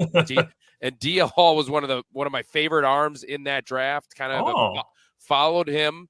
Yeah, he had the best curveball in that draft, and I talked to him about that specific pitch because he has not been throwing it in his major league career as often. And he said, look, he kind of lost the feel to really get out in front of it and spin it. So watch to see that pitch kind of make a comeback now that he is with the Milwaukee Brewers. But so to answer your question a little more pointedly, loved the fact that they got that package back. Loved the fact that the Brewers are going to have to continue to do this. You hate to see a Corbin Burnes just walk in his free agent year, because that's, frankly, guys, that's what free agents do after they become free agents and are stars for the Milwaukee Brewers. It's what happens. It is what it is. And so to see them kind of rebuild, even though while they're still winning, like it's rebuilding on the run, right? So that's kind of the feel. They're not having to reset, get a bunch of, basically tank and get a high draft picks. They don't have to do that. They can continue to do this. Fans just have to kind of accept it. And especially if they're going to get a package back like DL Hall, Joey Ortiz, and that 34th draft pick this season. And then that draft capital is huge as well. So the scouting department, the amateur scouting departments in Todd Johnson have been doing just a phenomenal job. Last year's draft, I'm very excited about guys like Cooper Pratt. He's going to be a stud, 6'4" shortstop that can move and 19 years old. A lot to be excited about. It's a really refreshing take, I gotta say, and it does make sense. It's now that it really, full circle coming together, that you were the first one to really put it out there that DL Hall's fastball kind of looks like a left-handed version of Freddie Peralta. Yeah, I tweeted about it, right? Yep.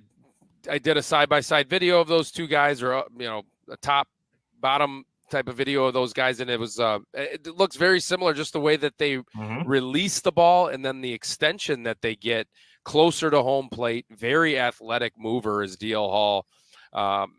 He's not a big guy, but neither is Freddie Peralta, right? So they're very loose in the way that they deliver the baseball. Extremely quick arms out in front and can backspin it and have that low release too. Is very deceptive to hitters. Yeah, makes sense why you were the first one on that. So what did you think of the Craig Counsell news? Just the Cubs, really. I thought we all thought that he had a chance to leave. And then when we just found out that it was the Cubs, that was a little bit shocking. More than a little bit. But now that you see kind of how it played out, and you have Pat Murphy, and Pat Murphy's going to do a phenomenal job. There's going to be a lot of continuity between what Counsell was able to build in Milwaukee and that what Pat Murphy's going to be able to continue to build in Milwaukee. I think it's going to be totally fine. Brewers aren't a team that can afford $40 million for their manager, right? And again, we just talked about that. They can't afford to keep players long term if they turn into stars. And so I think it's fine. Again, it was shocking to me. So what do you think about Brandon Woodruff being back? We didn't lose both pitchers, so yeah. So what a savvy move by the Brewers here these are the types of deals that they can make, right? The shorter term deals, maybe for a little bit higher dollars than what Brewer fans are used to paying guys, but the shorter term deals, similar to what a Rhys Hoskins got. Woodruff is a unicorn. Woodruff is a unicorn in terms of how he interacts with everybody, not only in the organization, but really everyone in the city, in the state as fans. And he just connecting everybody. And then he is one of the best pitchers in baseball when healthy. And so the Brewers don't make this type of deal unless they think that right shoulder is going to get healthy, right? They just don't. They can't afford to make deals like this. So I'm excited about the possibility of him returning, not necessarily this year. I think we need to expect him not to return this year. And if he does surprise everybody, then, great. That's a bonus. But I think he's going to have a big part of the rotation and he's going to be a big part of the team for next year. This is probably the thing that I'm most excited to ask you about. And we got a little bit more of Pat Murphy quote on it just in the last couple days. What do you think about Sal Frelick playing third base? And do you think Pat Murphy is being serious when he says that reporters aren't taking it as seriously as he is, that they're looking at him there? I think that's probably true. Just reading the media in terms of, I don't think necessarily reporters are taking it that seriously that he is going to play third base. I mean, he hasn't played since high school. So I think that they're right in not necessarily taking it that seriously. And then he's only played a handful of innings, quite frankly, in spring training at third base. And so to then get thrown into a major league game and hey, go play the hot corner type of a deal, it's harder than it looks for sure. Take my word for it, because I didn't play it very well. So I think that's kind of where the reporters are kind of like a little bit leery of, is this real? But Pat Murphy, he shoots it straight. I mean, I think it gives the team roster flexibility, right? It gives the team lineup flexibility if he can do it. You could play Garrett Mitchell and Sal Frelick in the same lineup when Jackson Churio is in center and then Christian Yelich is in left. So it gets a lot of dynamic athletes, dynamic players into the lineup all at once. Fun. Yeah, I don't put it past them. Joey Weimer, what do you think about the new swing? Like the new adjustments. I talked to him in spring training when I was down there in the clubhouse. I think that he is still getting comfortable and getting used to that new approach. The hands are not diving down by his knees anymore and then trying to get back up on time. And then it's creating a situation where he's able to stay more centered and a little bit more controlled with that lower half. Because remember, we saw him really kind of lunge a little bit towards the pitcher, and that I think that really messed up his timing. Right-handed pitchers certainly had their way with him with breaking balls, with sliders. He was really having a hard time with right-handed sliders. And so I think that this is going to be a big adjustment for him, in a positive way. So I can just envision the team maybe letting him go down to AAA and get some more at-bats down there and get that swing feeling really good. You never know. I mean, he's a Gold Glove center field type player defensively on the defensive side. So it's really, the Brewers are really lucky to have this many great defenders. I mean, essentially they could roll out a lineup with 3 shortstops and 3 center fielders, and then a center fielder also on the bench. I mean, they could really roll that out, which is, I mean, not every team can do that. There's some teams that don't have one center fielder. So right. I love how Matt Arnold has constructed this lineup, has constructed this roster, this 40-man roster, and even beyond the 40-man roster as well. Yeah, we talked to Javik Blake. He's the media play-by-play guy for the Shuckers, and talking to him about a guy like Luis Lara, who he's maybe hoping to see in Double-A this season. Might be with the Timber Rattlers a little bit, but I mean, just the outfield depth in the entire system as a whole is really exciting. No, it really is. And you got kids like Luis Lara coming, some of the other young kids that just signed, age 16 years old down in the Dominican. I mean, from top to bottom, the scouting department, I don't know if it's matched in all of baseball between the international department, the pro department. Brian Gale leads. He's able to acquire guys that are already pro players, and then the amateur department as well, and the job that they do in the draft. So it's just it's really fun to watch, and there's certainly a pipeline of talent coming, especially in that outfield. Another position that there's kind of not necessarily a pipeline, so to say, but there's depth coming is catcher. So Jefferson Cuero is obviously one of the guys that people are keeping an eye on.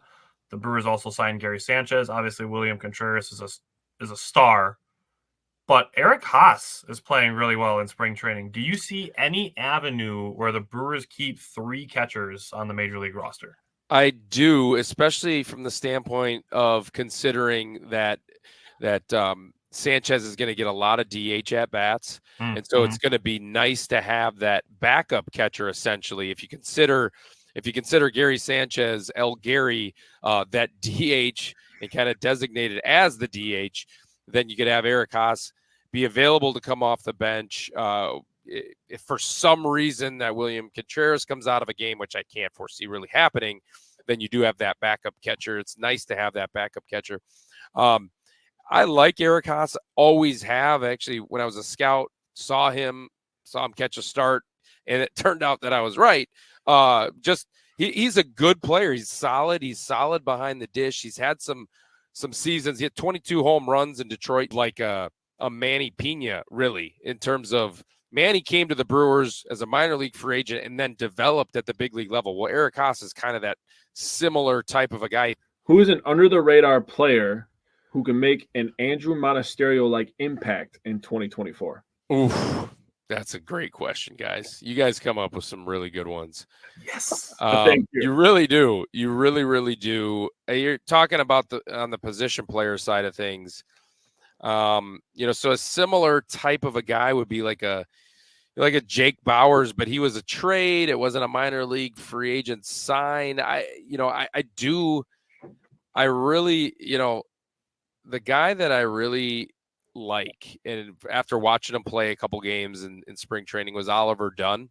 I can see him kind of filling that role that Andrew Monasterio. Although Andrew Monasterio is going to be a productive player for the Milwaukee Brewers this year as well. Does he look like he's put on the 12 pounds of muscle that's been like reported, that he's hasn't lost any speed, but he's got like another 10 or 15 pounds of muscle? Does he look like it? Yeah, he does look like it. He definitely looks like it. He didn't play winter ball this year, so he rested his body up a little bit, put on a little bit of weight. About 10, 15 pounds is about right, or a little bit more pop. So Oliver Dunn, I can see Oliver Dunn filling that same type of a role as well. Who is a position player that you think might just miss the cut for the major league roster? That's a good question. I think they're going to have to figure some things out in the bullpen. Thiago Vieira is throwing the ball really well, although he is throwing the ball really well. He's a he's a clubhouse favorite for sure. If he had more time, he would be a fan favorite with his samurai sword celebration after a save and after a strikeout. No. So he's just saying he's from Japan, so it makes sense. Dude, I love him already. Dude. That's a name. That's a name that might get squeezed out, but he's really good. I like it. So this is a really important question on our show since we do a lot of collateral damage, I'll say. What would you consider to be a successful season for this 2024 Milwaukee Brewers team? Yeah, the answer that I'm going to give is not going to be an answer that's, very compelling, but I do think it's the right answer. I think if the Brewers make it to the playoffs, it's going to be a successful season. The reason why I say that is because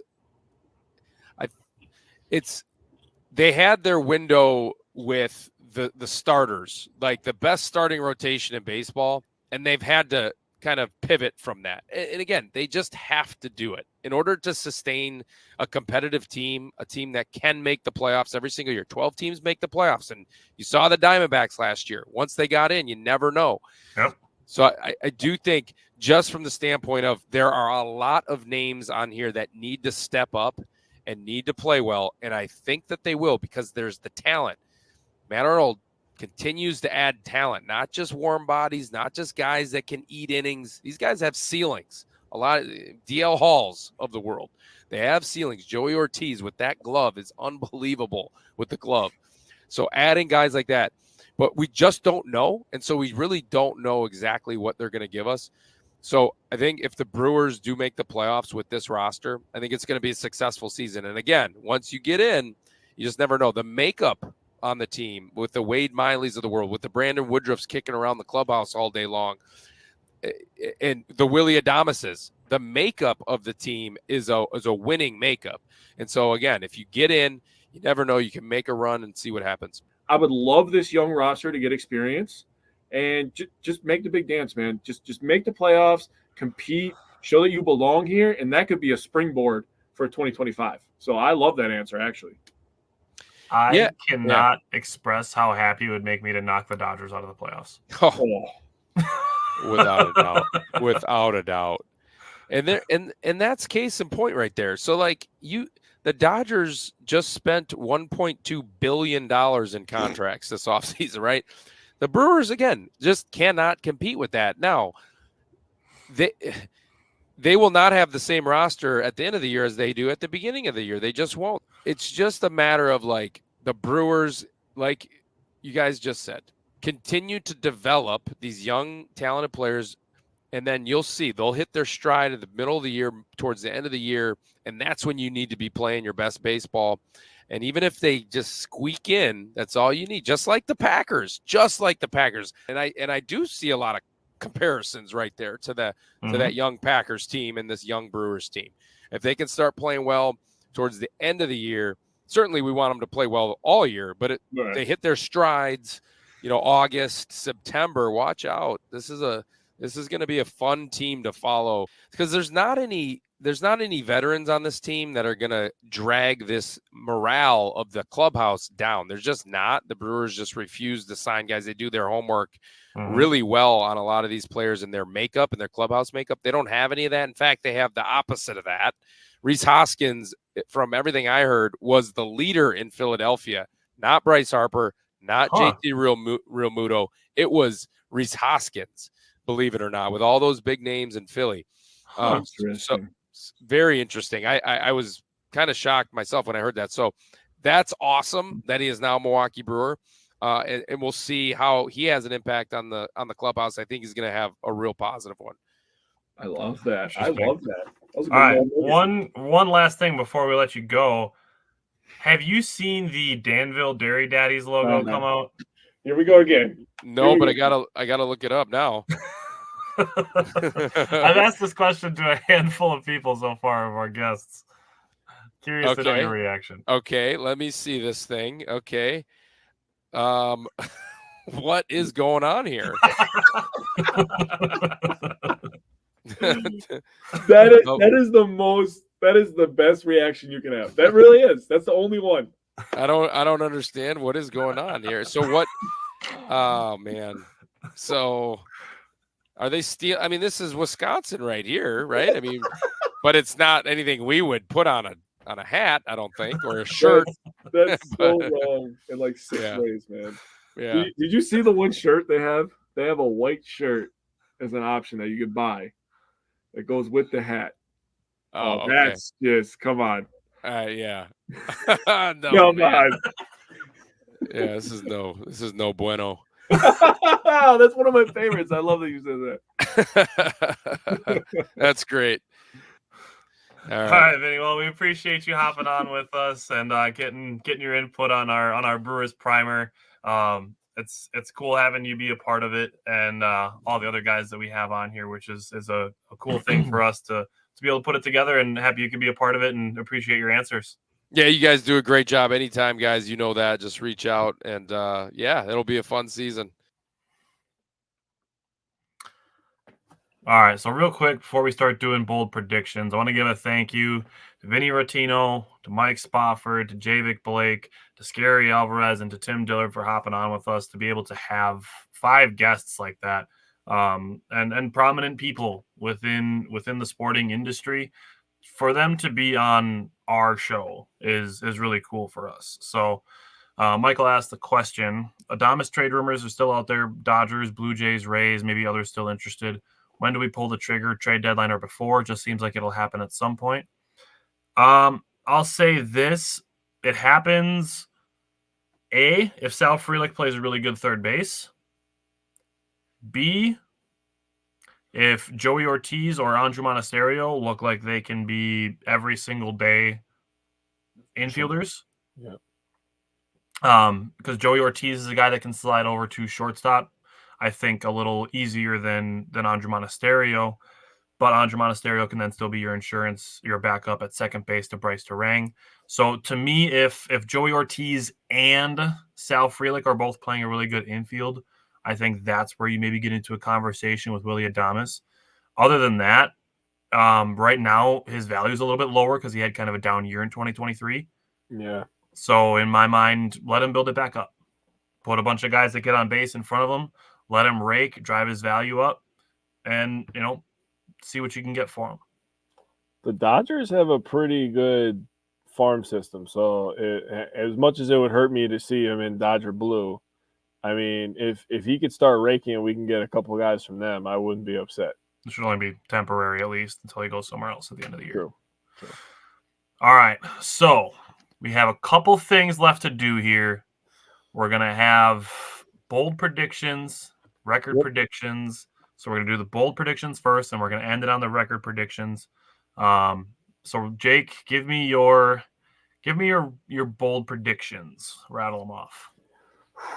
All right, I'm going to do them all. I'm going to start I'm going to start here.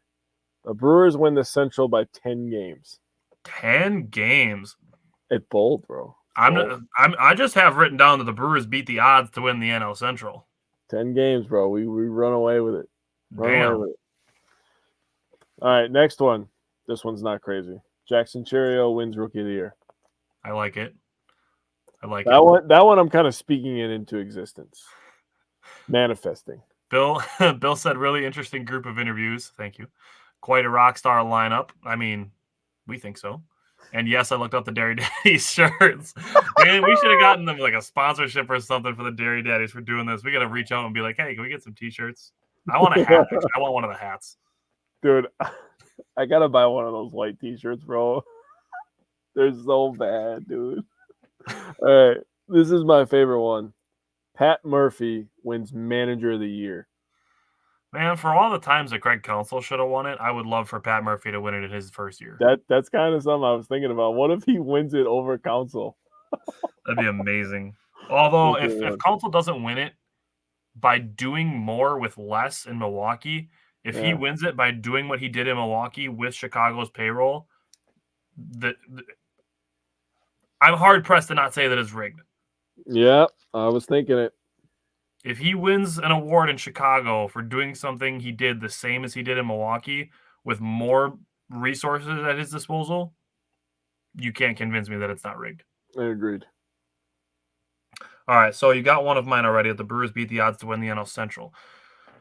My other two are a little more spicy. Ooh.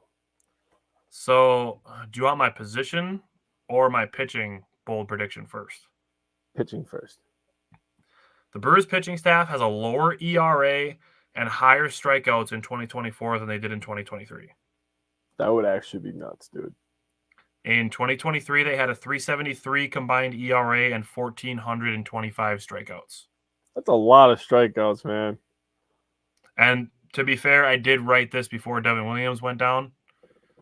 So that might be a factor, but Never know. Abner Uribe could be the next guy. You never Right. know. And then my last bold prediction is that the Brewers have the best defensive and a top 10 offensive outfield in all of baseball. Oh. Top 10 offensive, huh? That would be amazing. That would help with my 10-game prediction, by the way. That's true. That would.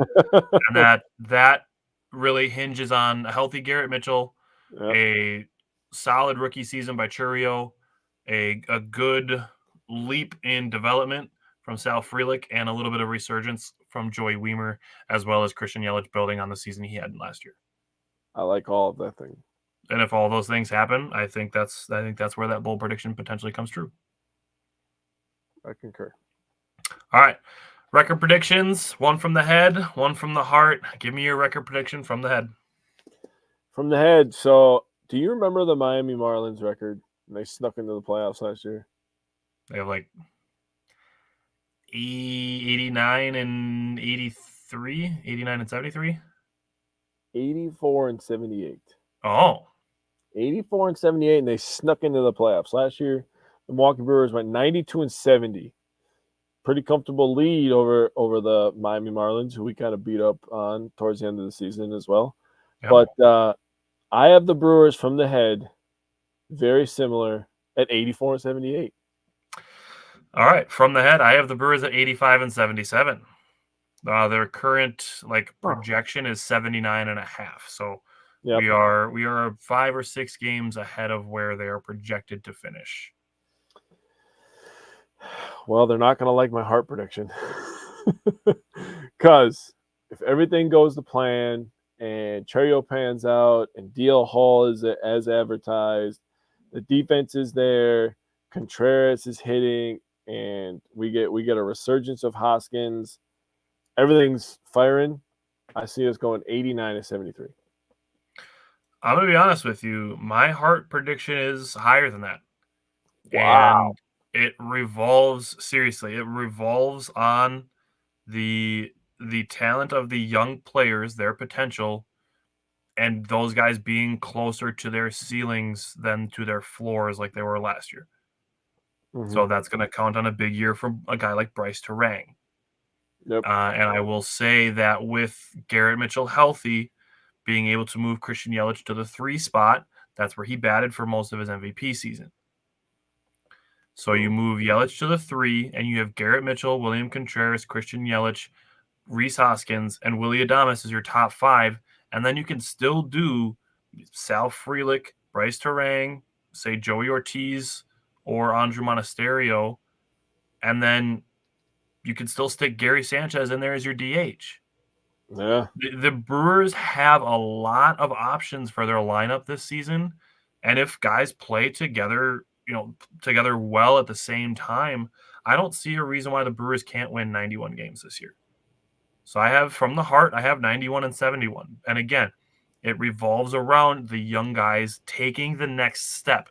And I'm talking about the whole step. I'm not talking about baby steps. I'm talking about taking a whole step forward. I can see it. I mean, the DH is really going to be like Sanchez against lefties and Yelly against righties, and then you can try to get the Mitchells of the world in there and stuff like that. But it's definitely possible. I don't see it as like out of this universe crazy, but I can see it. The other thing that I want to put in here too is my RBI predicted leader is Willy Adames. Is if you get a resurgence from Willy Adames, more like 2022 Willy Adames than 2023 Willy Adames, where Willie's setting the franchise record for home runs by a shortstop, and the Brewers are putting more guys on base ahead of that. That this Brewers team actually they could put some runs up. Well, geez, just look at that stat from last year when he had 2+ hits. Look at our record. Yeah. And let me throw this out there. This is something I unstoppable. had written down from the end of last season as a positive takeaway. The Brewers had 7 walk-off hits last year. 6 of them were from rookies. Yes, sir. So, all right. If you have stuck with us for the last 2.5 hours, we appreciate it. And we hope you got some insight on the upcoming Brewers season. Enjoyed the list of guests that we had, some of the predictions we've made, some of the stats we've thrown out there, and we'll see how it goes. That's what we're looking at for the 2024 Brewers season. We are going to cover all of the games. All of them will be here from opening day to the last game of the season, whether it be game 162 or sometime in October in the playoffs. Regardless of when it is, we are going to cover every single game on Wednesdays starting at 4:00. And, spoiler alert, we're looking at doing some watch parties for some games with our own pregame and postgame show. Special thing that we're looking at doing starting in 2024. So keep an eye out for announcements on that. Other than that, again, thank you for sticking around with us, commenting along, for the kind words on the interviews, all of it. Mm-hmm. Thank you, and go Brewers. One last thing. We start the draft prep next week, boys. Let's get it going. All righty. Have a good night, everybody.